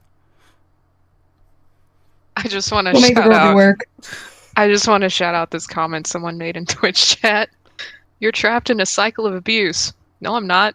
Oh, would you like to be? Oh, no! No thanks, I don't want my ex-husband back. I don't need to buy my old shit from a garage sale. I'm good. Now you gotta do the eyebrows. Would you like to be? Eyebrows. Okay, Coolly Ghost has another question. Does anyone who hasn't have a question have a question? So we got a couple new people in here, so just making sure. Don't be shy. Don't be shy. Just to answer Lizzie's remark real quick. No. None of us that knew Lily believed anything she said about you. Like, her stories about you changed so much that it was obvious. It was just her smearing. I've seen the tweets you tweeted at my mother. You as in Lizzie, not you. Or Lily, not you, Lizzie. Sorry. Yeah, I meant you, Lizzie. I've seen the tweets you tweeted at my mother. Like, no, if anything of what she said was true, those tweets would not have existed. Mm-hmm. When I was younger... Go ahead. When I was younger, I did, but now that I'm older and I've also had, like, context of seeing all of this kind of in front of me, I don't give it much credence. I'm pretty sure everyone raised their eyebrows when Lily was like, Lizzie raped me, so I'm going to keep her last name and give it to my wife. No, my favorite story that she told me is that you beat her with a dining chair, and I'm just like, that's so specific. And that's the leg of a dining chair. Yeah, you like just ripped off the leg of a dining chair and beat her leg with it for some reason, which none of us would blame you was for. Like morbidly funny to me because that's a recycled story from like years ago. Because she told me when we were quote unquote friends that she had another ex from when she was a teenager that caused her to have a limp in her leg from being stabbed. And it was either stabbed. It's gonna be me now. Yeah, she is. Like, all the things that she is claiming is... Okay, this is something I wanted to bring up, actually, because it is just, pardon my French, batshit. Nobody in their right mind would ever compare an abusive family member to an ex. That is not something that a well-adjusted person does. That's not something I have ever heard in my 31 years of existence. That is weird, and I can confirm that nothing that she is saying is now attributed to Courtney was, because it doesn't make any sense. Because she used to talk to me about these alleged ex-girlfriends of hers, and the ones that she claimed had physically attacked her in some way were out of her life at the same time Courtney was still living in the house. They were never in her life to begin with. Yeah, and one of those ex-girlfriends that she has told made-up stories about was Tara, who never existed in the first place. So the fact that she is now trying to say that, oh, anytime I have referenced an abusive ex-girlfriend from my past, it was Courtney. Not only is that an incredibly terrible lie, it's also just... It's mind-blowingly weird to be telling why are you making those loops in your head, honey? Like, why are you making that connection? Yeah, it is incredibly weird for anyone to claim an abusive family member was their ex. That is unless bizarre. They were actually Stockholmed into it. Yeah, that's bizarre. Okay, let me check if we have any more questions. Oh, we have a hand. Okay, cool. Ghost again. Okay, what's your question? Okay, probably one's a dumb one. Has anybody actually, like, I guess, I don't know, had like a co-op conversation with Lily? Because I noticed it's like, anytime somebody's having a conversation with it, it's just only one-on-one. It's never like multiple people. Kind of noticed this. To, I guess, break the BS with them or call out on, like, wait, you're lying. No, Lily always has people in, like, one or, like, very small groups so that she can control the narrative. Yeah, Okay. I can kind of speak on that from back in the Valkyrie Studios days. Because back in the day, there was me, Blake Diamond, Nintendo Gal, and Lily Sock Puppet. But we, like, she talked about us as if we were some collective studio or whatever, but she never let us like talk to each other in private or talk to each other in group chats unless she was there to control the conversation. And she would shit talk us in private to each other to discourage us from wanting to talk to each other without her present. So like she was telling me a bunch of BS about Blake to kind of put me off of him. She was telling Blake a bunch of BS about me, and I'm sure telling Cassie a bunch of BS about me and this and that. Like she doesn't like people talking amongst themselves unless she's there to control it. Because then people might start talking and comparing notes. It's kind of like when like your employer tries to say you can't talk about your wages at work because then people are going to know that I'm paying you unfairly. That's sort of what Lily does. Like, she doesn't let people talk too long by themselves. Like, currently she's bitching and she's got people bitching and moaning for her in her own Discord server that nobody talks to her enough and nobody makes the effort to talk to her, and that she feels like they're all going off to make their own splinter cell groups, and now Lily doesn't feel welcome in her own space. What the... Yeah, you can drop that screenshot in the chat if you want to. Yeah, that happened a while ago, actually. Like, she was... Happens a lot. Yeah, she was having Michaela on her behalf, like, try and encourage people in the Discord to talk to her more. Oh no, it's happening again. Oh god. Yep. There's someone who came in and they're like, listen guys, you don't make enough of an effort to talk to Lily. We need to make her feel consistently welcome in our social circle. Well, maybe Lily needs to be more consistent on being approachable and not just snapping at people at the drop of a hat. And Lizzie's in Twitch chat confirming that Lily did the same thing between her and Patch. So, this is something she's still doing. And this is another thing I wanted to point out. People keep asking me, oh, why are you bringing up stuff from 7 years ago? Why are you still bringing up Stockholm? Why this or that? It's because she's still doing it. So it's still relevant because it is a current, ongoing pattern of behavior. If she wasn't still doing it, then none of that would be relevant. But because she still is, things that happened 7 years ago are relevant to what she's doing now because it's the same behavior. And it establishes a pattern. She hasn't changed. Yeah, I was gonna say too, like, if Lily was honest to me about the fan fiction, I would have treated her slightly differently. But her to just to, like, obviously lie to my face is just like... Nope. For me, it's the, nope. Yeah, that's creepy. I'm sorry, but yeah, the whole, what is it called, Stockholm thing, that's thick. Just a little, Yeah. Oof. And another thing, a lot of people think that she wrote it when she was a teenager. That's a lie.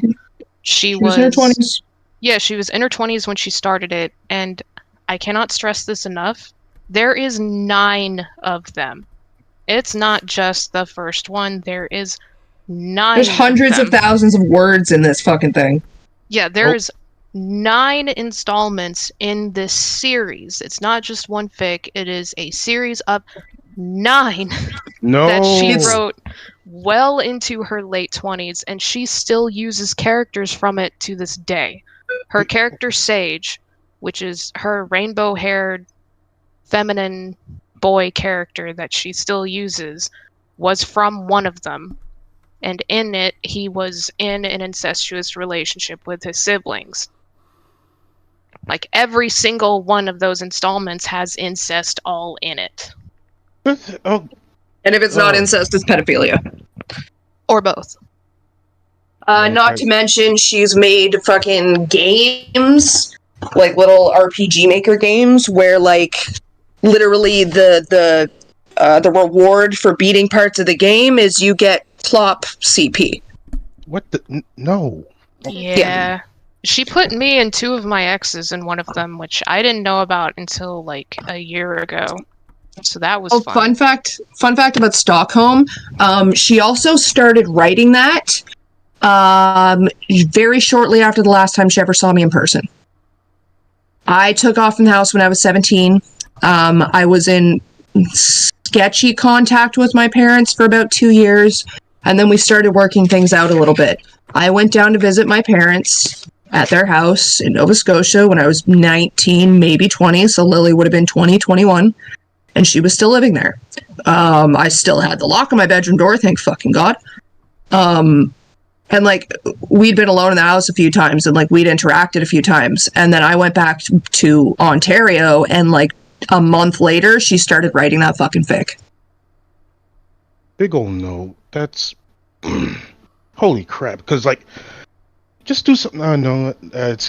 I feel like it's already too far gone already to this point, because, yeah, I don't know how anybody can stomach to do something like that. She's a sick puppy, to put it very lightly. And oh, my bad. Go ahead. Sorry. It was just something that while we've been talking about this, just kind of remembered. It was a couple of years ago, and Josh Switcher had actually approached KP about all of this, but didn't have the hard evidence at the time. And I remember vetting that call, and there's something that I was just thinking about that, like, sometimes proof and evidence is kind of written off depending on who you receive that information from. And I think that can sometimes be dangerous. And so I don't know if he will be watching this, but I just wanted to, like, also apologize to him because this was something that he had in the past tried to bring up. And it was something that was kind of in the back of my mind. Yeah, I don't remember this at all. See, what I find funny about that is Lily ended up telling on herself when he was trying to call that out. Because this was back when she was running the narrative of, it was either, I didn't write it at all, it's just some random fanfic that my detractors are trying to pin on me, or it was, I wrote it, but all the CP was edited in. I'm pretty sure it was the former. But he posted a short excerpt from Stockholm on Twitter at one point, just being like, this is what she wrote. And she turned around and tried to accuse him of sharing CP in order to get at her. So she indirectly straight up acknowledged that Stockholm is CP. She just wasn't taking accountability for it. Lily knows what she's doing. She's not stupid. Lily does know that Stockholm is CP. She didn't know at first. That's why she was perfectly fine admitting to writing it. Just, oh yeah, no, I wrote it, but it's totally not what you think. The reason why she won't admit to writing it now is because, and it actually lines up with around the time she changed her story, a man in Nova Scotia got convicted for fictional child sexual exploitation material, and he went away for like 10 years. And that year, that fucking month, is the year Lily started changing her tune of, I didn't write that. Oh. Because in Canada, fictional CSEM is CSEM. It's pictureless or otherwise. If it depicts someone underage in a sexual situation, that's child porn. If it's, from what I read, if it is very clearly meant for sexual gratification, then it falls under illegal material. And Stockholm is very much, it is not just a dark fic. It is not just Lily exploring her trauma. It is not, oh, the predator dies in the end. It's none of those things. She's lied about its contents. It is explicitly for sexual gratification and nothing else. Yeah, it's just a bad porn script. There's no story. There's just sex scenes. Ugh. And, like... And romanticized domestic abuse. Yeah, that too. The thing is, like, it doesn't actually have to be for gratification in Canada.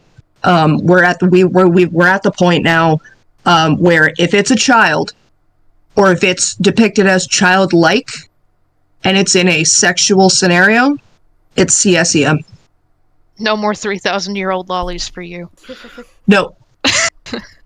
If it's depicted as a child and it's depicted having sex, it's child porn. Doesn't matter if you have trauma. You can't write that and put it on the internet. My last one, it's very silly. Because I notice another part of YouTube's going crazy. I feel like I want to see two sinking ships go down together. So I don't know. This is probably me being just dumb right here. Probably the Senate from that art community just like tack Lily. I don't know. Kind of want to see two burning ships go down.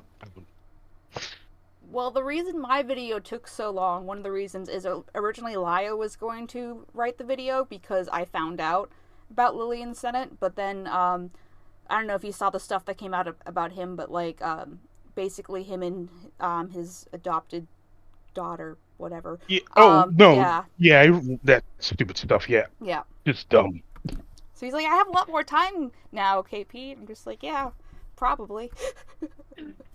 Yeah, and I also had stuff going on in my life and couldn't do the interview for a while. Yeah.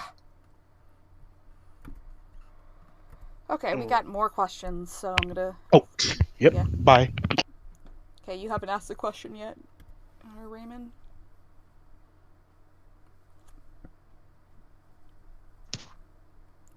You're live. Hello. Hi.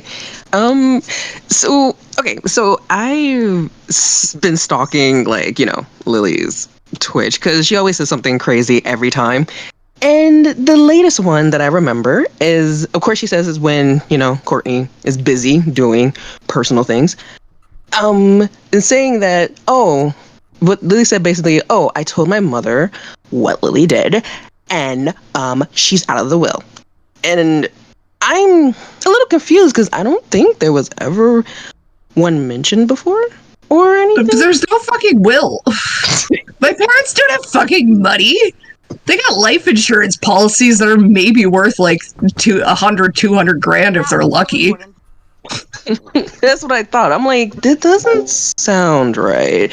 And then there's no will. Then Lily goes, well, what else did she say? Something about you guys' fathers have some kind of I don't know. She rambles, so I can't remember most of what she says. Something about having, I forgot what she said, assets or something like that. To further convince that they have money in the will and that Courtney's out of it. And I'm just, I know it's BS. Oh my gosh, the out there. The $85,000 trailer home that Lily's literally fucking trashed 9 ways from Sunday. Oh my gosh, I'm so hurt that I'm not getting that. I just had to. My father doesn't even own his car. He rents. He leases his fucking vehicles, and then the other one's the government's car because he works for the government. They don't have fucking money. They live in a trailer. And they have for 30 years. Well, yeah, this is something else Lily loves to do when she's backed into a corner and can't actually defend herself with evidence. She will resort to personal attacks against whoever is calling her out. Whether they're true or not, character assassination is another one of her favorite tactics. The other thing is, if there is a will, it doesn't matter if I'm written in it or not, I can contest it. Because, it doesn't matter if you have a will. If you die with a will, you still have to go through court in Canada to get the government to be like, yeah, that's a good will. And that gives time for anybody who's not in it to be like, hey, fuck you, I get more than they do. That's what I thought. She also said that, mother cut Courtney off. And I'm like, you are just talking BS. But okay, go on. As if no one can refute that, but... Oh yeah, that's what her and Cameron are trying to say, is that my parents cut me off because I was such a financial strain on them. Yeah, that's not what happened. I called my parents up because I was losing my apartment and I had broken up with my husband and I was crying and a mess and went to my parents for help, and they just wanted to ask about my ex-husband and insist that he was going to come and beat the shit out of me for some reason. So the last conversation I had with my parents was me screaming at my father. Considering I let the man put his dick in me, I think I know him a little fucking better than you do. Yeah, I'm so sorry with her, and I know, and the fact that Lily's trying to paint that as look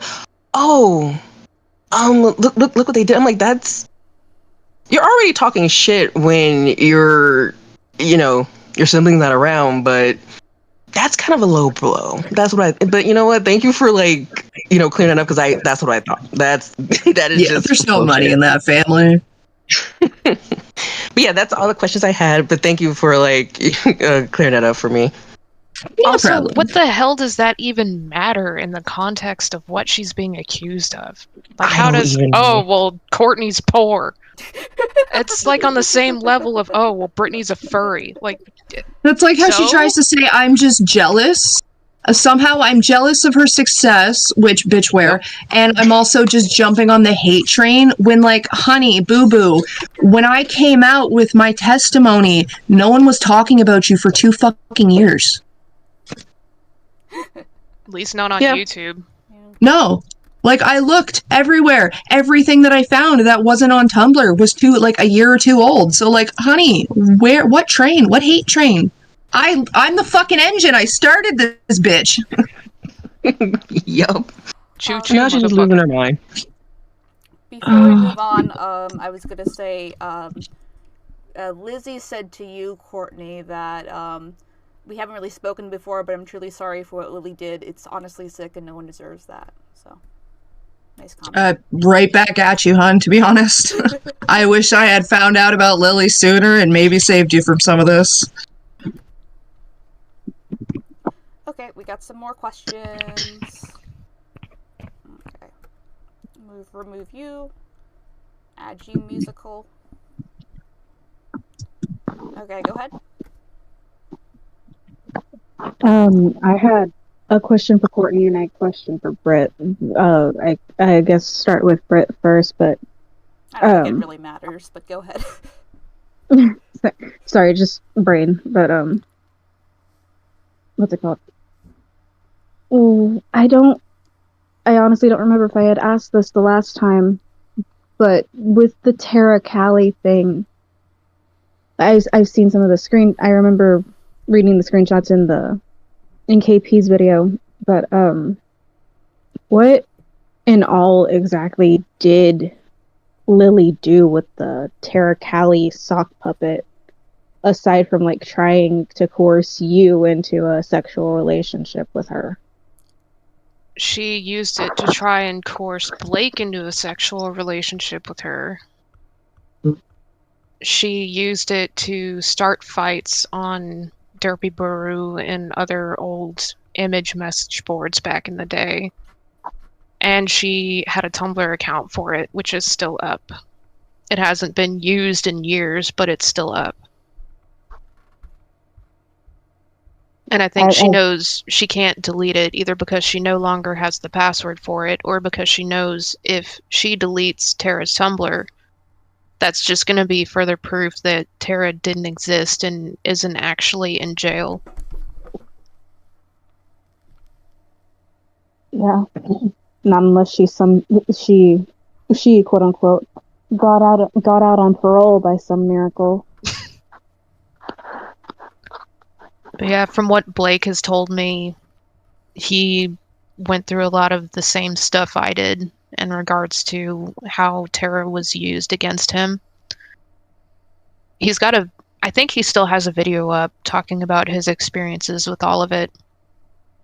But pretty much Tara would goad and coerce and try to force him to quote-unquote admit that he was sexually attracted to Lily, and try to get him to let Lily do sexual shit with him.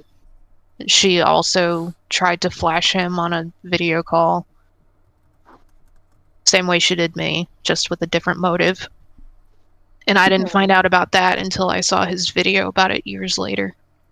And I thought I was the only person that she had done that to, because she would keep us separate, so me and Blake never were able to talk about the things that she had done to us. Because as long as everybody is separated, she has control over the narrative. Yep, exactly. She also used Tara a lot in real life. Tara was actually born offline, conceived offline by Lily. Tara came about when Lily was about 14. I was 13. No, Lily was 15. I think. No, she was 14 when Tara first came around. And when Tara first came around, showed up, she was supposedly a 14-year-old girl in the trailer park who had gotten raped by an adult, and he was convicted and thrown in jail, and Tara was pregnant by this guy, and she wanted to keep the baby, and she wanted Lily to raise it with her. And now, anytime Lily was alone in the house, then she broke something, whatever, we came home and she'd get in trouble. Oh, it wasn't me, it was Tara. Tara came over, it was her. So Tara was always an excuse, but I'm pretty sure Lily used Tara to field test things before she said it with her whole ass chest. Like, she would use Tara to say sexual things to Brittany before she would say sexual things to Brittany herself. She would use Tara to say sexual things to Blake before she would say sexual things to Blake herself. And I really think she brought out Tara to fucking field test the idea of me waking up one day with a fucking raped baby. It wouldn't surprise me, because she did the same thing with the fanfictions. The first fanfic that she wrote before Stockholm, she wrote it under a different name and then had Tara take credit for it. And it's the same sort of disgusting child predation shit. She did the same thing with Madi Bara. Later on her Tumblr, she would use Madi Bara to field test more physically abusive and violent kind of things to her audience, so that she could vent and say things without it being tied back to her name. But Naughty Bear was figured out a lot sooner than Tara Callie was. Yeah.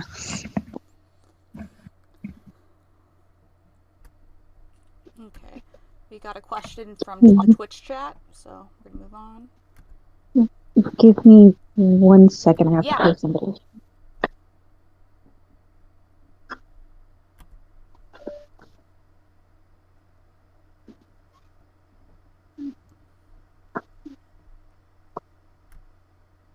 Well, I'll read the question. We'll use So someone asks, in terms of Lily's xenophobia, is she generally ignorant of other cultures, or is she aware and doesn't care? Also, is she ever critical of Canada like she's critical of other places around the world? If that's too off topic, or I don't have any other questions, then that's perfectly fine. So does she know she's racist and doesn't care, or does she just not know? And does she ever talk about rail on Canada, essentially? So, to both of you. I mean, it's hard to know if she knows she's racist, because, like, our parents are, like, that kind of racist. Because, I mean, Canada really is just as racist as America is. We're just more covert about it. Like, we have a lot more, those people statements than, like, outright slurs. So, we grew up with a lot of, like, backhanded, closeted racism. So it's definitely internalized, because, like, my mother would say things to me like, I'd rather you bring home a woman than a black man. Yeah. So, and, like, my father, case in point, he worked with an Egyptian woman. My father was a naval architect for most of our lives. And there was this one woman at the company he worked at. She was Egyptian and spoke 2 languages. And he would come home and bitch his fucking head off every single day over the fact that this woman didn't speak English good enough for him. Despite the fact that she was, like, a woman in a male-dominated field speaking a second fucking language. No, that wasn't good enough for him. She was, brown and her name was funny, so she had to speak perfect English. Well, it's most racist for you. Yeah. So we definitely grew up with it, and Lily definitely internalized a lot of it. I don't know if she's aware of it, but even if she was, she wouldn't care. And in terms of, like, Canada, Lily likes to talk as if she is an American, and she likes to talk as if she doesn't live in Canada and never has. I don't know why, but she likes to act like Canada isn't even a thing. The impression that I get from Lily, now looking back, like, is more so a mix of both. She knows that she's racist, but at the same time is ignorant to a lot of things. Like with Japan, as somebody had just mentioned in the chat. Because I remember somebody pointing out to her in her Spy X Family video how the whole Yor and her brother calling each other by their first names, that seemed more like ignorance than anything. See, when it comes to the Japan thing, it's kind of hard to tell because Lily really hates that Sunny is still talking about his experiences and refuses to be quiet about what he went through. And I really think that Lily is so butthurt by that she's on this, like, rampant fucking anti-anime, anti-Japanese thing because she knows Sunny is part Japanese. I don't even think that's an internalized thing. I think that is her just trying to fucking dig at Sunny wherever she can. That's definitely part of it, but I can confirm that she was like that toward Japanese culture and anime before Sunny started talking about it. She grew up on it. Yeah, Sunny, like, one of the things that pissed her off in regards to him was Sunny, being Japanese himself, had tried to call out some of the more blatantly racist shit that she would say in regards to Japanese culture. But the thing with Lily is she doesn't like being wrong about anything.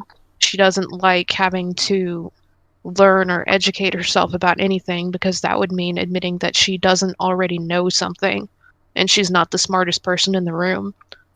So the racism and her horrific ego issues kind of feed into each other, where she is more willfully ignorant and spiteful because she's racist and she probably knows she is, but she can't admit that she's wrong, so she just stays there and lashes out at people.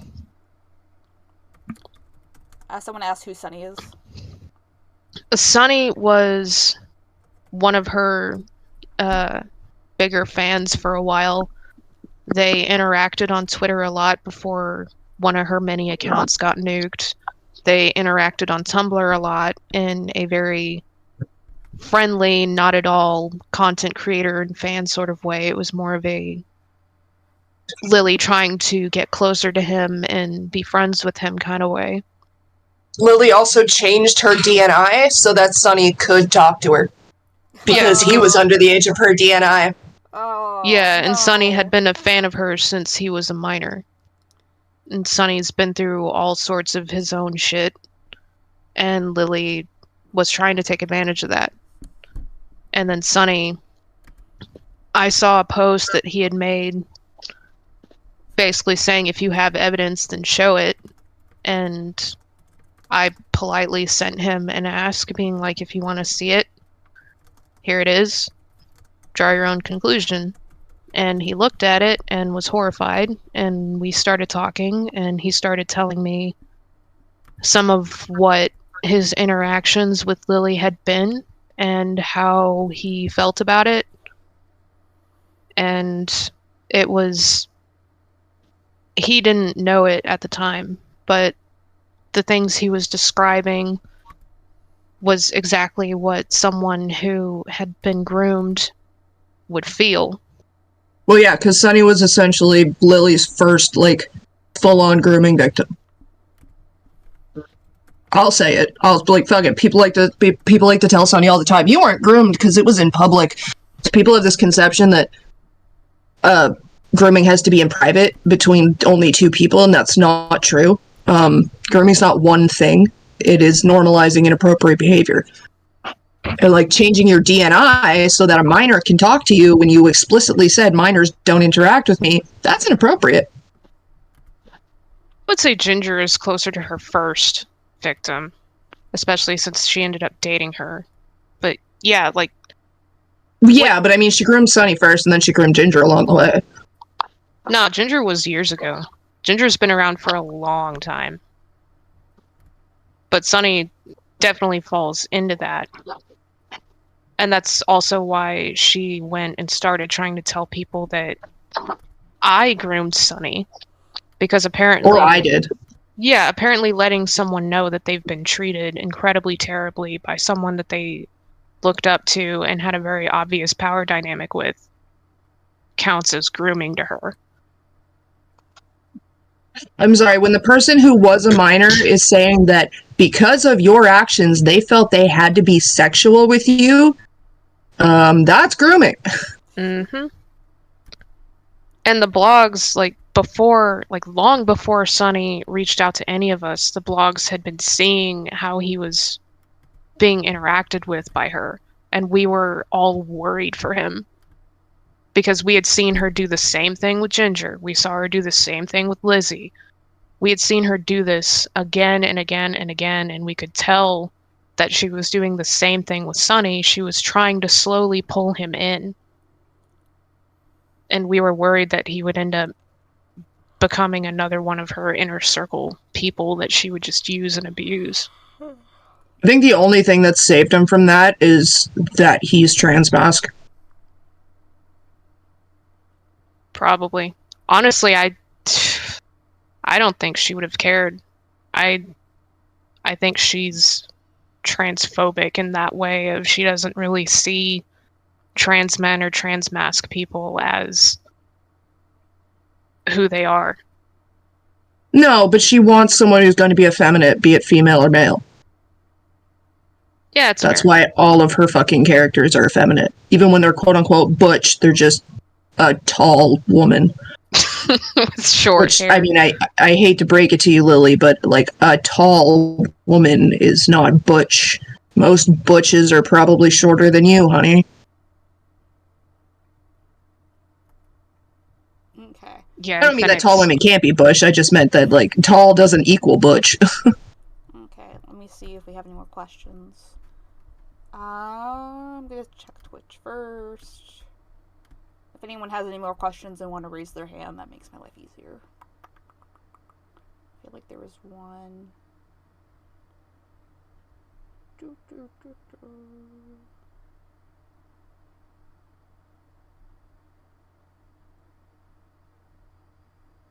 I think someone asked me if I read the comic. No, I haven't read the comic. I think these two have, but I know it was in at one time, but I haven't read it, and I don't plan to read it. I've read a lot of it against my will. You loved it, right? Those door lock scenes are just burned into my fucking brain. Yeah, she ended up deleting that arc and is pretending it doesn't exist. Which is First she tried to retcon it, now she's just like, nope, never happened. Be like, okay, honey. Yeah, that's something an innocent person does. So you totally named it the Violate arc for, like, shits and giggles. And then, no, we're just gonna rename it to something softer and prettier. Okay. Someone in Twitch chat had a question for you. Yeah, I'll read it. The question for Courtney. Victims from Canada, if I'm not mistaken, that was mentioned in Essence and Thoughts video. Have you mentioned trying to get in contact with them, but Ethel wouldn't give you their contact info?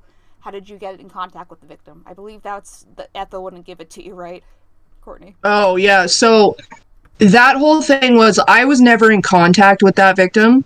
I don't remember their name because it was never given to me. Ethel just likes to yell at the fact that I don't know their name. And I wasn't going to go, at the time, I still thought this person was a minor, so, like, I wasn't, as a 30-year-old woman, I wasn't gonna go just start jumping into the DMs of all kinds of minors, being like, did you sext my sister, or did my sister sext you? That's fucking weird. I had seen, when I was scrubbing through transcripts of Ethel's videos, because they're boring as fuck and I don't watch them, that she was in contact with the minor who was sexted. So I went, cool, you can get me in contact with the minor who was sexted, I can get screenshots of the sex, and I can go to the cops. She wouldn't get me in contact with the minor. Like, just flat out refused to, and then in her video was like, oh, you could have looked him up on fucking Twitter like I did, except the Twitter account's not even active anymore. And, like, again, as a 30-year-old woman who my sister is a fucking child predator, I'm not going to be jumping into a bunch of people's DMs to be like, hey, did this happen? I'd rather go through someone that they know and trust to be like, hey, do you want anything actually done?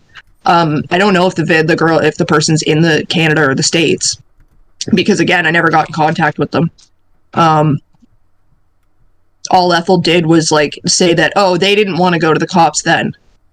And then makes it clear in her fucking video that she's so anti-cop that she probably talked them out of going to the cops at all. because she also told me that Glade didn't want to go to the cops, which at the time Glade didn't. But when I got around to speaking to Glade, Glade was comfortable going to the cops if it was possible. It just turned out to not be possible with what happened. With what Lily did, it wasn't actually chargeable.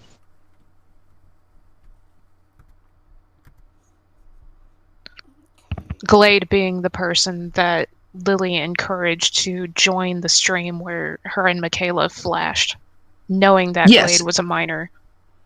Also, the only person to get a direct apology out of Lily. Which was backhanded, because then she immediately went and put a Said, DMCA... no, but it's your fault. No, she went and put a DMCA strike on Ethel's video that contained Glade's testimony. Of course. Okay, question for both of you. I copy and pasted so I don't lose it. Based on this, Brittany and Courtney, would you guys consider to be at least be allies, associates again? Oh yeah, I already told Sega it's not the time for that. Oh, sorry, I'm sorry. I will delete No, it's all good. It's all good. Okay, does anyone else have any other questions then? I don't know if this is a question. I do need to head out. My employer texted me and wanted to discuss something, so I'm gonna head out and grab some food before I do that. Okay, bye Whitney. Thanks for coming. Bye Whitney. Nice meeting Yeah, you. of course. Nice to meet y'all. Bye. Okay, I'm going to give it a couple more minutes for Twitch, and Riddle brought me a burger, and he says I'm the burger boy. I was wondering what the context was that was. I just see I am the burger boy. Question, is there any reason she went into media analysis? And is she being genuine? Oh, hi, Kat. Is she being genuine with her vids, or is she doing something to piss people off? Or is she purposely pissing people off? I can kind of speak to that since I was around when she started that transition. So her channel started out as a zero punctuation clone, pretty much, where she did more social commentary type videos. Like, she had one on South Park and the Lavender Town creepypasta, but those were pretty much the only two media-related ones that she had. She also had an incest one, because of course she did. But, like, in the beginning... sibling incest one. Yeah. Yeah, the original one actually got deleted and is lost to time. The one that is still up on the... It's either Dailymotion or Vivo, I can't remember which one, but there is an archive of one of her older ones that's also about incest. That's actually the second incest video she's ever made. The one that's called Incestuous Relationships? Because I have that one. Is it in the zero punctuation style? No, it's the one where she's just sitting in front of the camera. Then no, yeah, that's... The first one she did was fully in the zero punctuation style, and it's gone. Damn. But yeah, during that whole transition, there was a running gag that she would do that she just hated My Little Pony and anything associated with it, and she would refuse to cover it just to piss bronies off. But the more attention she started getting from the brony community and the whole cartoon analyst sphere, the more she started leaning into it. And then she ended up, quote-unquote, begrudgingly getting into My Little Pony and being a brony analyst YouTuber. And that's when her channel started to take off. So honestly, especially given how she usually is with the things she reviews today, and how she gets so spiteful and hateful about damn near everything, I don't think she got into this sphere out of a genuine desire for it. I think she got into it because this is where she gets the most attention, and this is where she gets the kind of people that she wants to attract to her, which are people that are vulnerable in one way or another to her influence and her manipulation. Like, this is why I've said that her channel is not so much a passion project as it is bait. Mm-hmm. It's rage bait, it's potential victim bait. It is just bait.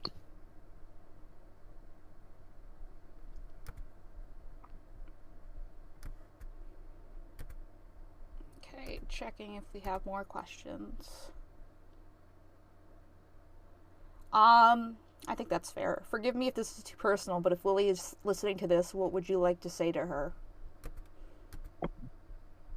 Eat shit and die, motherfucker.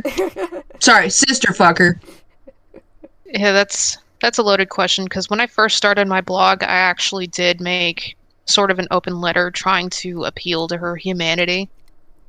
And it was quickly thrown back in my face, and I realized she doesn't have any. Nope. So, I've tried. Me and multiple others have tried to get her to stop doing what she's doing, to self-reflect, to find healthier ways to be, to quit manipulating people, quit hurting people. But she's not capable of it. I don't think there's any hope for her. Like, she's in her 30s and she's still acting like this, and she has somehow gotten worse over the years. Like, I've avoided watching her videos, and I've avoided watching most of her streams unless they're filtered through someone else, because it's rough and it brings back bad memories. But the last stream clip that I saw of hers, where she actually showed her face and she was being snide about something Cypher said years ago, and just seeing how much pure malice just drips off of her these days. Like, I've never seen anyone get as hateful and malicious as she has become. Like, she was not that bad when I knew her. She could be hateful and spiteful and petty and malicious back then, but it has just gotten so much worse. And I don't know how she can live like that. But she'll never change, because she wants to continue to do what makes her feel good in the moment. And she doesn't want to be wrong about anything. She likes pissing people off, she likes using people, she likes feeling like she has power over people. She's just fully malicious. And Lily, if you're listening to this, I know you don't care, but I genuinely have no hope for you anymore. And I hope you meet the same fate that you claim Terra Callie did.